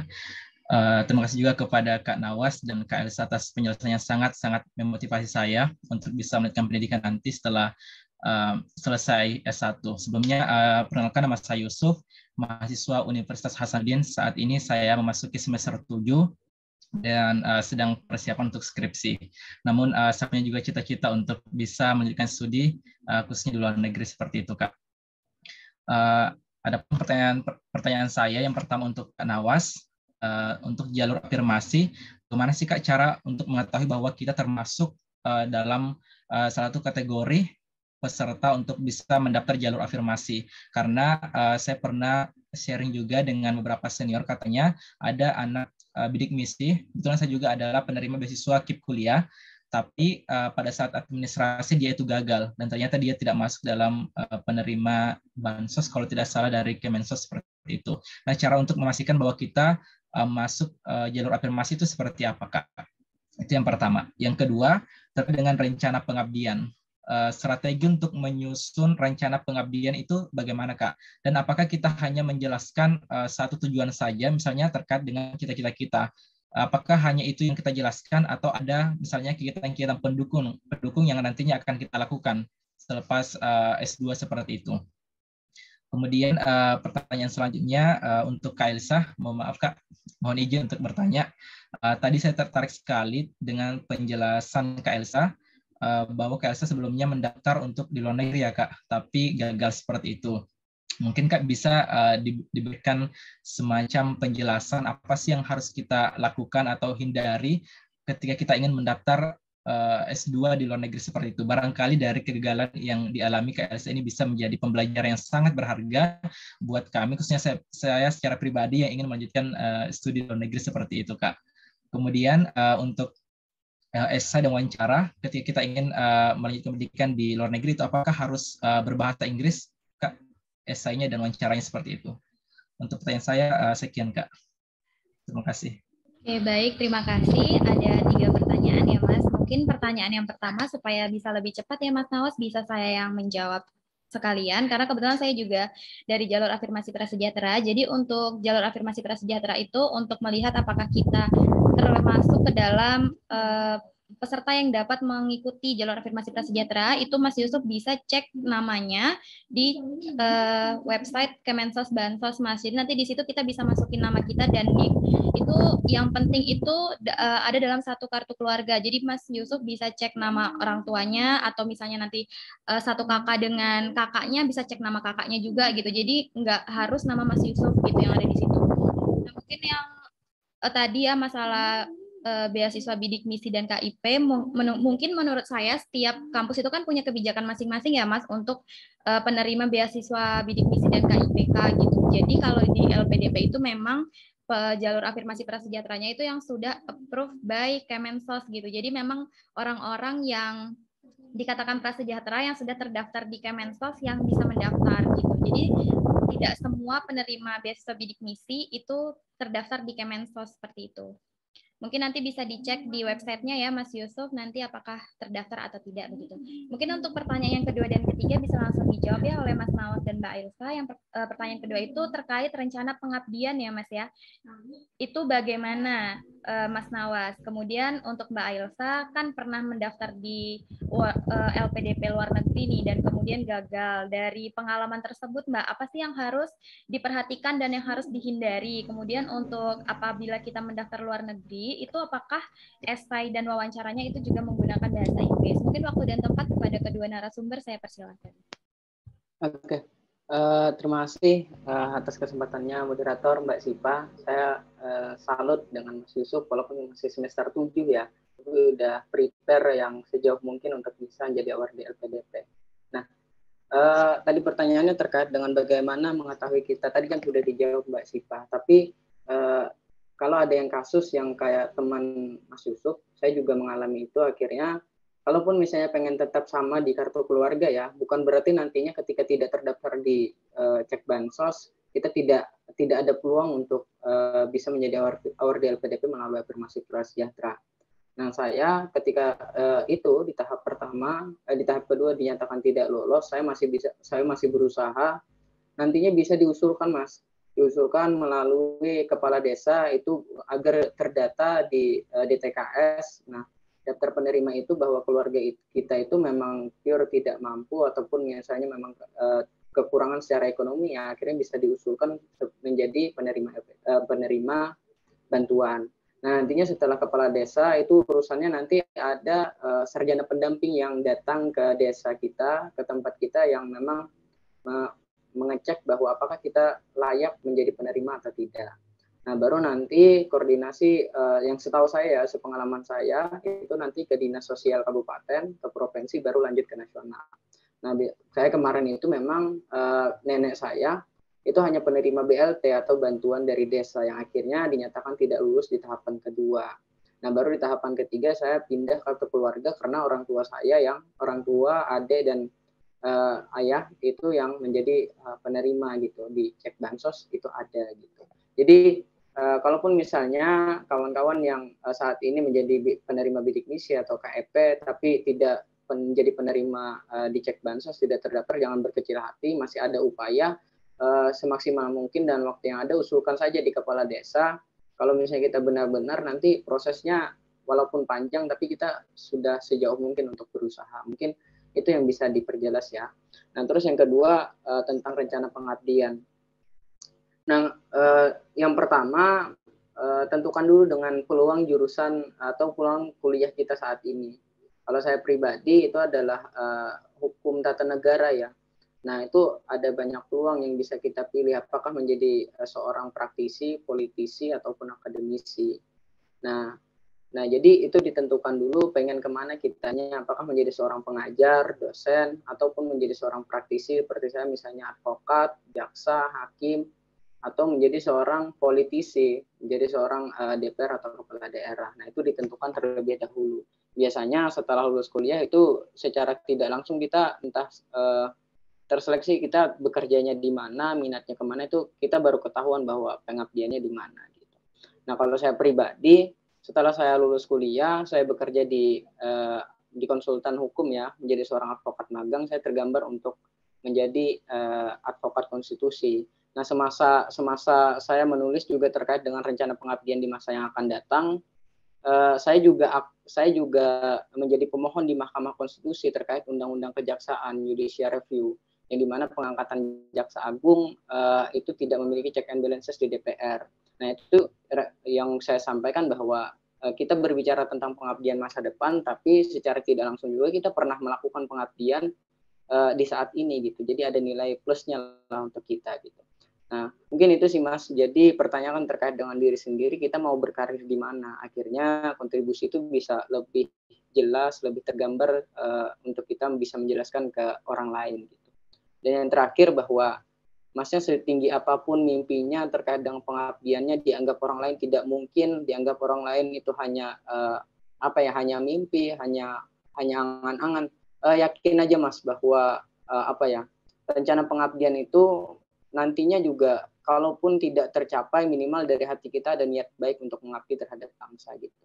Itu sih Mas ya. Semoga bisa terjawab. Oke, baik. Terima kasih kepada Mas Nawas. Mungkin kepada Mas Yusuf, apakah ada feedback terlebih dahulu atau mau langsung dijawab oleh Mbak Ailsa pertanyaan yang ketiga? Terima kasih Kak. Jawaban dari Kak Nawas sudah sangat jelas dan sangat-sangat membantu sekali Kak. Baik, terima kasih. Mungkin selanjutnya boleh langsung dijawab ya kepada Mbak Ailsa. Waktu dan tempat saya persilahkan. Baik, kalau untuk persiapan yang tujuan kampus luar negeri, kalau menurut saya yang perlu dipersiapkan adalah informasi dulu kayak terkait bagaimana kurikulum di kampus tersebut, kemudian kehidupan di daerah daripada negara kampus tersebut. Karena kemarin berdasar pengalaman saya yang gagal, kalau untuk yang tahap pertama, saya gagal di skolastik, jadi memang tidak sampai ke wawancara. Tapi kalau yang di tahap wawancara itu karena memang saya tidak menguasai betul terkait daripada kampus tujuan dan lingkungan daripada kampus tersebut. Begitu, karena luar negeri itu bukan daripada negara kita sendiri. Jadi pasti ada perbedaan kultur, budaya, cuaca, pola gaya hidup, bahasa dan sebagainya. Jadi memang harus perlu dipahami betul negara tujuan kita ini adalah negara yang seperti apa, masyarakatnya bagaimana, gaya hidup masyarakatnya gimana. Kemudian juga kalau untuk muslim bagaimana toleransi mereka tentang kita yang minoritas, apabila memang kita tujuannya untuk daerah yang minoritas bagaimana, itu memang harus kita research dulu gitu. Dan untuk pertanyaan apakah kemudian esai ataupun wawancaranya dalam bahasa Inggris, tidak ada aturan bakunya bahwa pendaftar luar negeri harus esainya bahasa Inggris, itu tidak ada aturan bakunya. Bisa kalau mau bahasa Inggris silahkan, bahasa Indonesia silahkan. Kalau merasa mungkin writing skill-nya dalam bahasa Inggris ada takut grammar-grammar yang salah, merasa nggak yakin teks dari yang kita tulis itu akan mudah dipahami, lebih baik memang matangkan dengan bahasa Indonesia saja. Kalau untuk interview sendiri, itu kebijakan daripada interviewer. Mungkin ketika interviewer merasa cukup dengan interview dalam bahasa Indonesia, mereka akan bertanya dalam bahasa Indonesia, tapi biasanya mereka akan meminta persetujuan kita terlebih dulu apakah kita bersedia untuk dilakukan wawancara dalam bahasa Inggris, dan jika kita bersedia memang nantinya seterusnya akan menggunakan bahasa Inggris begitu. Kalau mungkin ada yang ingin ditanyakan lagi, Kak Yusuf? Baik, sudah sangat jelas, Kak. Terima kasih banyak, Kak, atas jawabannya. Semoga Kak Nawas dan Kak Alisa sehat dan sukses selalu, Kak. Terima kasih, Kak. Baik, terima kasih kepada Mas Yusuf. Kita lanjut ke pertanyaan selanjutnya ya, Mas. Kita lanjut dulu. Juga Kak Siva. Baik, kita lanjut ke pertanyaan selanjutnya. Ada Mas Dimas Effendi. Kepada Mas Dimas, waktu dan tempat saya persilakan untuk... Baik, apakah suara saya terdengar dengan jelas, Kakak dan teman-teman semuanya? Dan kameranya mohon maaf juga karena nih hitam putih kan, jadi laptopnya laptop kentang, jadi semoga tidak apa gitu atau gimana ya. Ya. Baik, izin memperkenalkan diri. Perkenalkan Kakak, Abang, dan teman-teman semuanya. Nama saya Dimas Effendi. Alhamdulillah saya lulus sama dengan Kak Istiqomah. Bulan Juli juga itu wisudanya, dan saya dari kampus Universitas Andalas itu Padang, Sumatera Barat, dan mengambil jurusan hukum dan juga SH juga. Nah, salam kenal buat Kak Nawas. Jadi saya ingin bertanya kepada Kak Nawas dan juga Kak Ilsa nih. Nah, di sini saya ada 2 kategori gitu, Kak. Untuk kedua-duanya, Kak Ilsa dan juga Kak Nawas. Nah, di sini saya mau nanya aja bagaimana membagi waktu gitu antara, kan tadi Kak Ilsa tadi seorang PNS inspektorat daerah gitu kan, Kak. Nah, bagaimana sih Kak cara membagi waktu antara kerja Kakak sama beasiswa ini gitu. Dan kita tahu kan beasiswa LPDP ini kan ada yang jalurnya itu misalnya kalau kita ngambil kelas malam, kelas pagi, kelasnya Senin sampai Jumat cuma kelas malam aja atau kelas khusus. Nah, itu bagaimana ya Kak untuk Kak Ilsa? Dan untuk Kak Nawas juga bagaimana cara membagi kerja waktunya? Kan tadi calon advokat kalau seandainya magang di advokat gitu. Nah, itu bagaimana caranya juga untuk membagi waktunya antara nanti belum lagi nanti disuruh ngapain di advokat gitu. Nah, sama yang beasiswa ini juga bagaimana? Jadi bagaimana sih gitu tips dan triknya membagi waktu itu. Dan minta doanya juga di sini, saya insya Allah mau coba CPNS hakim, insya Allah saya mau jadi hakim, dan insya Allah saya mau ketemu sama Bang Nawas, calon advokat, kita akan bertemu di persidangannya Bang, amin. Oke, terima kasih aja itu pertanyaannya.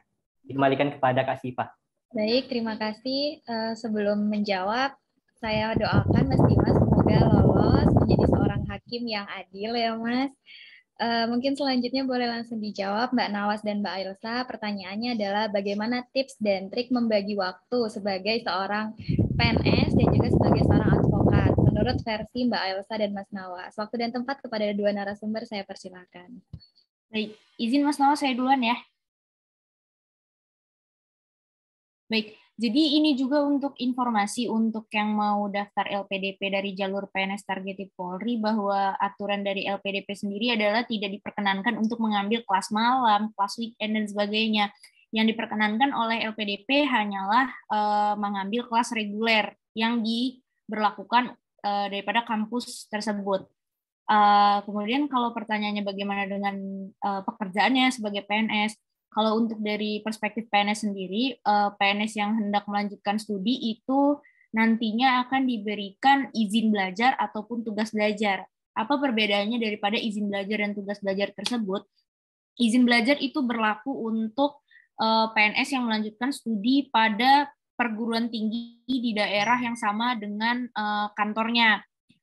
Kalau tugas belajar itu dia berlaku untuk PNS yang hendak melanjutkan studi di luar daripada ruang kerjanya atau kemungkinan akan mengganggu daripada pekerjaannya. Seperti saya itu kan PNS tapi kemudian mengambil beasiswa LPDP dan melanjutkan kuliah di Universitas Indonesia, di mana saya di Lampung, kemudian di UI-nya juga kelas weekdays, kelas hari kerja, itu memang saya diharuskan untuk mengambil tugas belajar, di mana saya dibebas tugaskan dari tugas kantor dan memang hanya difokuskan untuk kegiatan belajar, begitu. Itu untuk kalau sudah berjalannya perkuliahannya ya. Kalau untuk bagi waktu ketika seleksi, tadi udah saya jelasin juga di Kak Istiqomah bahwa saya menyelesaikan dulu yang jadi prioritas pekerjaan saya, kemudian di malam harinya saya sempatkan untuk belajar, dan di weekend saya maksimalkan juga di pagi hari untuk belajar, begitu. Itu sih kalau dari saya. Terus juga tadi saya salah fokus, Mas Dimas ini lulusan Hukum UNAN tahun berapa, Mas? Tahun 2019 juga, Kak. Tahun lulusnya 2019 atau tahun masuk ya, Kak? Lulusnya tahun 2023, masuknya tahun 2019. Karena ini kebetulan salah satu partisipan Zoom ini ada yang, saya tahu ada yang anak UNAN juga, dan mau coba di LPDP juga, tapi mungkin masih beberapa tahun lagi gitu. Saya tadi salah fokus pas dengar Mas Dimas bilang, oh Mas Dimas alumni dari UNAN. Itu kalau dari saya itu sih penjelasannya. Mungkin saya doain juga semoga rencana Mas Dimas daftar jadi PNS kehakiman dilancarkan gitu. Amin. Baik, terima kasih kepada Mbak Elsa, kepada Mas Dimas. Apakah jawabannya sudah dapat dipahami atau ada pertanyaan lagi, Mas, untuk jawaban dari Mbak Elsa?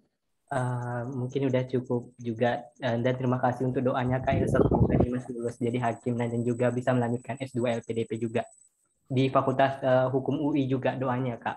Terima kasih, Kak. Dikembalikan. Baik, terima kasih. Mungkin bisa kita dengerin dulu ya tips dan trik dari Mas Nawas. Iya, makasih Mbak Sipa. Semangat Mas Dimas ya terkait dengan mimpinya untuk daftar CPNS dan terpilih juga. Semoga nanti lolos menjadi hakim yang tentunya memiliki integritas dan bisa memberikan keadilan.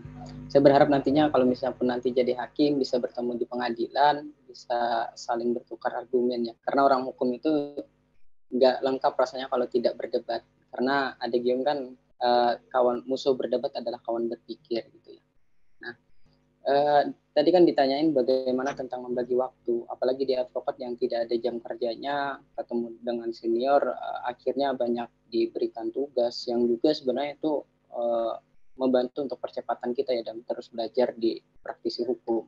Nah, yang pertama dari mindset sih Mas, tentang law of attraction.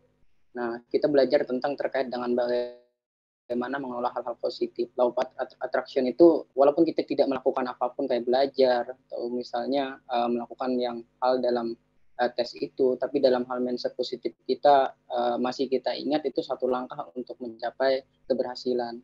Jadi yang pertama karena waktu yang terbatas, saya percaya bahwa dengan hal yang positif dengan konsep law of attraction itu. Terus yang kedua, belajarnya di waktu senggang Mas. Misalnya kalau misalnya siang itu nggak sempat, nah malamnya saya balas walaupun dengan waktu yang kurang tidur, tapi juga akhirnya itu terbalaskan dengan hasil yang memuaskan. Jadi misalnya ketika misalnya jam waktunya agak susah, nggak apa-apa Mas, penting 6 bulan ini saya berjuang gitu, walaupun waktunya tidurnya kurang, belajarnya lebih banyak daripada biasanya, tapi nanti akhirnya berbuah manis gitu. Dan itu tergantung dari manajemen kita, terus juga ulet dan juga tanggung jawab bahwa ketika kita sudah memilih salah satu yang kita ingin tentukan, sudah yakini sampai bisa tercapai untuk menggapainya gitu. Entah nantinya yang dihadapi capeknya, malasnya ataupun problem-problem yang lain. Tapi dalam hal ini kalau masih sudah menentukan sesuatu, sebisa mungkin bagaimana caranya harus tercapai. Mungkin itu Mas, semoga apa yang Mas inginkan menjadi hakim ataupun lanjut S2 di LPDP semoga tercapai dan juga dimudahkan dalam setiap perjalanannya. Baik, terima kasih pada Mas Nawas. Pada Mas Dimas, gimana Mas? Apakah ada pertanyaan lagi atau sudah cukup jelas? Mungkin cukup untuk jawabannya, dan terima kasih juga buat Kak Nawas. Semoga doa terbaik buat Kak Nawas dan juga Kak Ilsa, semoga lebih sukses ke depannya juga. Amin. Dikembalikan kepada Kak Siva. Baik, terima kasih kepada Mas Dimas. Saya lanjutkan ke pertanyaan selanjutnya. Ini dari Kak Mildanti. Oke, waktu dan tempat saya persilahkan, Kak. Oke, terima kasih banyak. Assalamualaikum warahmatullahi wabarakatuh. Apakah suara saya terdengar, Kak? Sudah terdengar, Kak. Silahkan. Saya ucapkan terima kasih atas kesempatan yang diberikan. Perkenalkan, nama saya Mildanti. Sebenarnya saya alhamdulillah sudah mendaftar tahun ini batch 2 untuk beasiswa LPDP sendiri. Saya jalur targeted yakni pendidikan kader ulama perempuan di Institut Agama di PTIK Jakarta. Nah, yang saya ingin tanyakan ini, kan saya ambilnya targeted ya Kak. Jadi saya ingin menanyakan passing grade-nya untuk seleksi substansi targeted itu berapa ya Kak? Kemudian untuk seleksi substansinya itu apakah nanti ada pertanyaan terkait kebangsaan? Karena dari beberapa informasi yang saya dapatkan, katanya beberapa tahun yang lalu ada seleksi untuk substansi itu ada soal kebangsaan. Nah, kemarin juga sempat ikut webinar itu, katanya untuk tahun 2023 ini sudah tidak ada. Nah, itu juga yang saya ingin tanyakan. Kemudian, apakah dalam seleksi wawancara nanti ini untuk jenjang S2 ditanyakan terkait judul penelitian untuk tesisnya, Kak? Dan sebenarnya saya juga ingin tanyakan kepada panitia cendekiawian desa, ini untuk mock up gelombang keduanya apakah masih ada untuk dibuka untuk teman-teman yang ingin mock up, karena kemarin kan sempat dibuka ya gelombang pertama, tapi saya tidak termasuk dalam 50 peserta pertama, jadi saya belum tercover. Nah, apakah selanjutnya ada mock up lagi yang dibuka oleh cendekiawian desa? Terima kasih, Kak. Baik, terima kasih. Mungkin bisa Siva rangkum terlebih dahulu ya Kak pertanyaannya. Ini ada 4. Yang pertama terkait passing grade dari substansi jalur targeted. Yang kedua, apakah di jalur targeted itu pada saat substansi ada pertanyaan terkait kebangsaan? Kemudian apakah untuk seleksi substansi atau wawancara itu untuk jenjang magister itu ditanyakan judul tesis, dan yang terakhir apakah mock up interview cendekiawian desa itu masih dibuka begitu. Mungkin kepada Mbak Elsa dan Mas Nawas bisa langsung menjawab. Mungkin untuk terkait yang jalur targeted mungkin bisa dibantu Mbak Elsa, silahkan. Baik, kalau untuk passing grade targeted di batch 1 tahun 2023 itu 120. Cuman yang mau saya tekankan di sini adalah karena passing grade itu sifatnya tentatif, jadi walaupun ada di tahun yang sama tapi batch yang berbeda, belum tentu sama, bisa jadi di batch 2 lebih tinggi passing grade-nya, ataupun bisa jadi di batch 2 ini lebih rendah daripada angka 120 tadi. Jadi jangan terpaku pada passing grade yang ada, tetap fokus sama apa yang sudah dilewati, karena pasti Mbak siapa tadi yang nanya? Mbak Mildanti udah berusaha semaksimal mungkin di TBS kemarin, sudah mendapat hasil yang sesuai dengan kemampuannya, tinggal berdoa aja. Terus kemudian kalau untuk pertanyaan substansi, bagaimana ada pertanyaan terkait kebangsaan atau tidak, betul, sudah tidak ada lagi. Kemudian juga pertanyaan terkait apakah ditanyakan judul tesis. Kalau saya pribadi, tidak hanya judul tesis yang ditanya, tapi guru besar siapa di universitas yang kamu inginkan, itu yang kamu akan jadikan pembimbing akademik kamu di kampus nanti. Makanya saya ingin tekankan juga, ketika kita research ke kampus, informasi terkait kampus tersebut, jangan hanya terfokus tentang kurikulum, tapi memang cari betul siapa guru besar yang mungkin bisa kita jadikan pembimbing kita. Kemudian usahakan sudah hubungi guru besar tersebut sebelum pelaksanaan substansi. Begitu. Jadi bisa dihubungi lewat email atau mungkin memanfaatkan platform LinkedIn.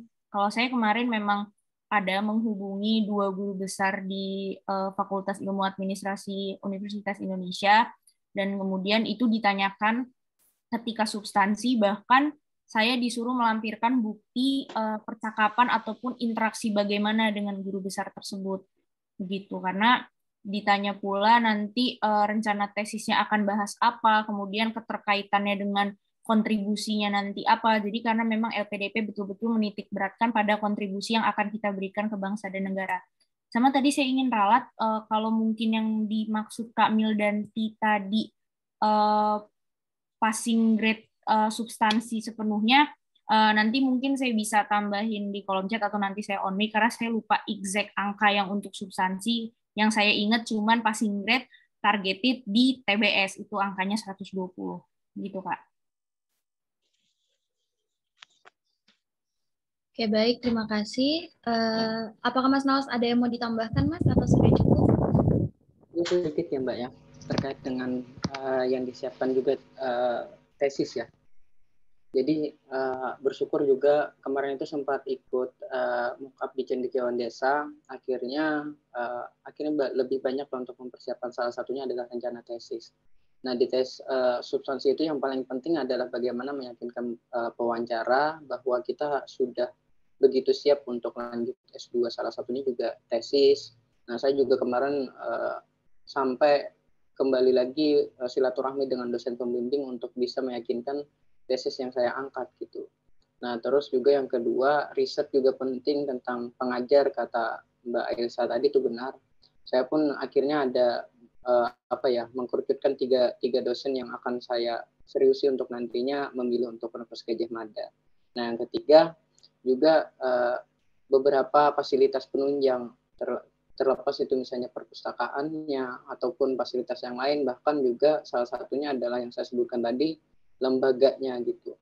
Nah, jadi yang paling penting nantinya siapkan semaksimal mungkin, kalau bisa sejelas mungkin gitu, Mbak, untuk bahwa kita siap untuk menjadi award di LPDP, dan dalam catatan bahwa mau bagaimanapun tetap harus jujur dengan diri sendiri dengan ketika tes substansi. Kadang banyak yang pengen melebihkan tapi dianya nggak jujur, akhirnya ketahuan gitu. Mungkin itu sih, Mbak. Jadi siapkan aja tesisnya dari sekarang, biar nantinya kalau ditanya persiapan LPDP-nya udah tergambar dengan jelas dari pewawancaranya gitu. Baik, terima kasih kepada Mbak Elsa dan Mas Nawas. Mbak Elsa, ada yang mau ditambahkan lagi, Mbak? Itu tadi untuk passing grade substansi, jadi udah di tahap akhir itu untuk targetnya 790. Saya barusan cek hasil saya kemarin seleksi soalnya, mohon maaf. Baik, terima kasih. Mungkin sekedar informasi ya untuk Mbak Mildanti terkait passing grade, itu setiap tahap itu pasti berbeda-beda, Mbak, tergantung dari batch-nya masing-masing gitu. Jadi mungkin kalau berkaca dari batch 1 tahun 2023 untuk jalur targeted itu di substansi passing grade-nya 790, tapi kita nggak pernah tahu nih di batch 2 ini itu passing grade-nya berapa gitu. Kepada Mbak Mildanti, untuk jawaban dari Mbak Elsa dan Mas Nawas tadi, apa masih ada yang ingin ditanyakan, Mbak, atau sudah cukup? Iya, terima kasih banyak atas jawabannya pada kedua pemateri. Ini Pak, ini Mbak, pertanyaan terakhir. Kapan ya mock up-nya lagi yang Cendekiawan Desa? Apakah masih buka untuk gelombang kedua? Baik, sekarang rencananya dari Cendekiawan Desa itu memang mau membuka gelombang kedua, Mbak. Untuk pembukaannya mungkin nanti bisa dipantau saja akun Instagram dari Cendekiawan Desa. Dan kemudian untuk mock up interview sendiri, mungkin sedikit masukan dari saya secara pribadi, itu kita nggak harus mock up melalui sebuah komunitas gitu, Mbak. Jadi kalau nanti misalnya Mbak Mildanti punya kenalan awardee atau sesama pejuang LPDP, itu bisa saling mock up satu sama lain gitu.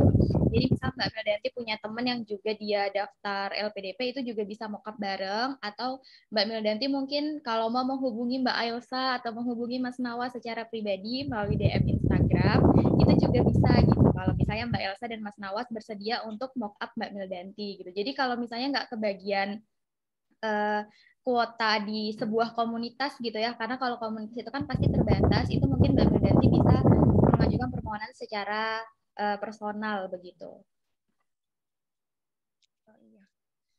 Ini Mak, tambahan sedikit, di sini kan ada poin-poin dalam surat pernyataan. Ini saya kurang mengerti.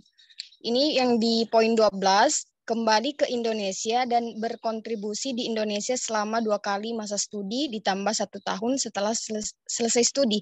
Nah itu maksudnya bagaimana ya Kak? Oke, mungkin kepada Mbak Elsa dan Mas Nawas, boleh langsung dijawab, Mas, Mbak. Oh ya, itu Mbak, jadi 2N+1 ya, jadi itu pengabdian maksimal itu 5 tahun untuk kembali di Indonesia, terlepas dari kerjaan apapun, yang penting kerjanya di Indonesia setelah pulang dari studinya gitu. Nah kalau setahu saya bahwa tidak ada batasan harus kerja apa, terus pengabdiannya seperti apa, karena pengabdian itu masing-masing yang berbeda gitu. Kalau misalnya pengen merujuk di Undang-Undang Dasar, bahwa setiap warga negara kan memang wajib untuk bela negara ya, tapi terkait dengan bela negaranya itu masing-masing. Nah makanya terkait dengan pengabdian ini 2N+1 maksimal 5 tahun, itu kita diminta untuk balik ke Indonesia, bekerja di Indonesia dan berkontribusi untuk Indonesia gitu. Tapi untuk kawan-kawan juga, walaupun misalnya ada keinginan setelah selesai S2 dari warga LPDP pengen lanjut S3 juga bisa sebenarnya, tapi pengabdiannya yang diakumulatifkan, jadi bisa 10 tahun gitu. Mungkin itu sih Mbak untuk kejelasan. Bisa dijelaskan lebih jauh dari Mbak Elsa atau Mbak Siva. Oke, kalau dari Mbak Mildanti sendiri bagaimana? Apakah masih ada yang ingin ditanyakan, Mbak, atau sudah cukup jelas jawabannya? Terima kasih, udah cukup jelas sampai di sini Kak. Baik, terima kasih. Kepada teman-teman yang lain, apakah masih ada lagi yang ingin bertanya? Sama izin tadi Kak, ada yang nanya di kolom chat terkait targeted jalur P3 Kak. Oh ya, silakan Mbak Elsa. Izin menjelaskan sampai saat ini belum ada regulasi terbaru karena kan kebetulan juga P3K ini baru ada di pemerintahan ini baru-baru ini, rekrutmennya kemudian juga formasinya itu baru. Jadi sampai saat ini LPDP itu masih untuk targeted PNS TNI Polri itu mencakup PNS yang sudah definitif PNS dan kemudian juga CPNS dikhususkan juga diberikan privilege bagi CPNS lulusan sekolah kedinasan gitu. Jadi sampai dengan saat ini belum ada jalur targeted untuk formasi P3K.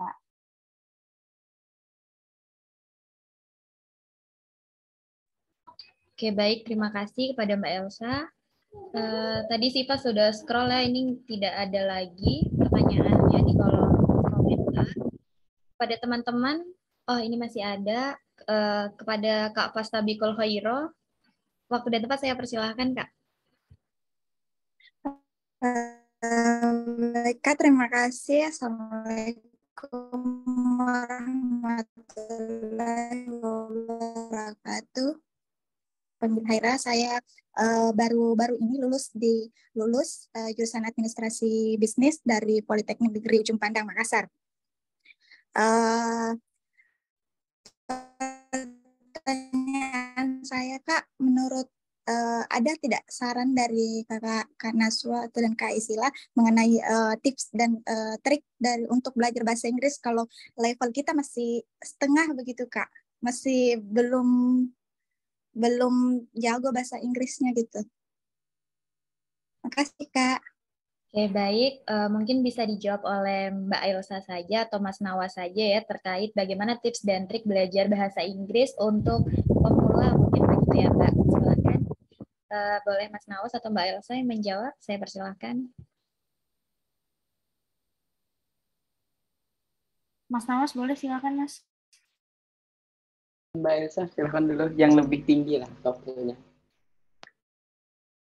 Kalau dari saya pribadi, yang terpenting adalah kita dapat partner atau teman belajar yang memang suportif. Karena kalau di lingkungan saya itu terkadang masih ada rekan-rekan yang kayak ngejek kalau misalkan kita ajak belajar, apalagi latihan bahasa Inggris. Karena kan bahasa Inggris bukan bahasa ibu kita. Kadang-kadang ada teman yang mencibir kayak, sok bahasa Inggris dan sebagainya. Pentingnya untuk kita cari rekan belajar yang memang suportif juga. Begitu. Kemudian untuk melatih skill bahasa Inggris itu, kalau dari dasar itu perbanyak dengar lagu bahasa Inggris, kemudian juga film bahasa Inggris mulai sering-sering ditonton, pelan-pelan namun pasti subtitle-nya diganti ke bahasa Inggris juga, karena ada beberapa teman-teman saya yang justru lebih jago bahasa Inggrisnya karena mereka terbiasa dengar lagu bahasa Inggris, nonton film bahasa Inggris, baca buku bahasa Inggris dibandingkan sama yang mungkin memang bimbel di bimbel bahasa Inggris gitu. Jadi kalau untuk yang mungkin terkendala bimbel atau mungkin memang merasa kemampuannya belum seperti rekan-rekan lainnya, bisa dibiasakan dari hal-hal kecil yang tadi saya sebutkan, nonton film bahasa Inggris dengan pelan-pelan dilatih subtitle bahasa Inggris, dengerin lagu bahasa Inggris, perbanyak dulu kosakatanya, baru kemudian setelah kita punya kosakata yang banyak, dilatih untuk belajar tentang teori bahasa Inggris ya, begitu. Kak Nawas mungkin mau nambahin? Mungkin hampir sama ya kayak Mbak Elsa, jadi kayak karena bahkan aku lebih pemula lagi dan skornya pun juga nggak terlalu tinggi, di skor batas minimum untuk afirmasi prasejahtera. Jadi kemarin itu ya semaksimal mungkin dengar bahasa Inggris, dengar lagu, terus nonton juga film, sama juga kalau nanti ada seminar-seminar diikutin aja walaupun nggak paham, seolah-olah paham, tapi itu membiasakan diri sih untuk bisa dengan bahasa asing gitu. Dan juga kalau misalnya ada modul atau booklet yang bisa dijawab, itu bisa sih Mbak untuk latihan terus dengan waktu yang lumayan panjang ya, agar pada intinya biar agar terbiasa aja untuk tes TOEFL gitu Mbak. Oke, baik. Terima kasih kepada Kak Fastabikul Khaira. Apakah jawabannya sudah dapat dipahami atau masih ada yang ditanyakan nih Mbak? Paham Kak. Terima kasih jawabannya Kak. Sukses selalu. Baik, terima kasih. Kepada teman-teman yang lain, apakah masih ada lagi yang ingin bertanya?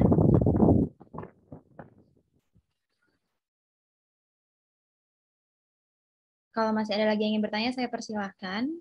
Atau sudah cukup? Sudah cukup ya nampaknya. Oke, baik. Terima kasih.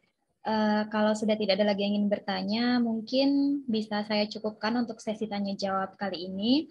Sebelumnya saya selaku moderator banyak kepada Mbak Ailsa dan juga Mas Nawas yang telah menyempatkan waktunya untuk berbagi kepada saya dan juga teman-teman pejuang LPDP tahun 2024.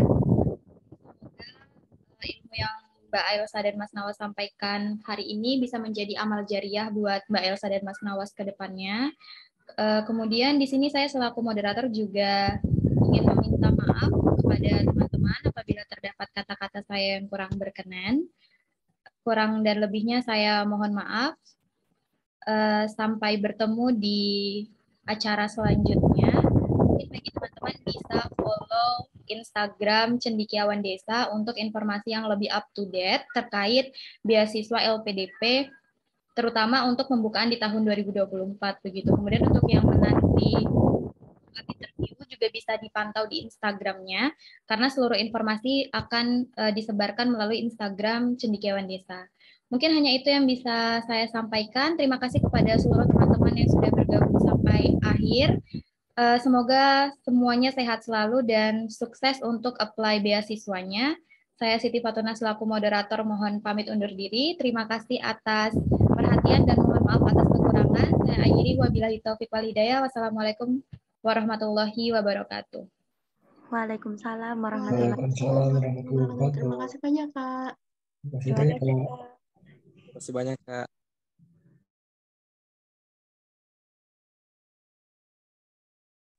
Izin live ya, teman-teman. Masih banyak semuanya, izin grupnya. Terima kasih, semoga nanti bisa bertemu kembali ya.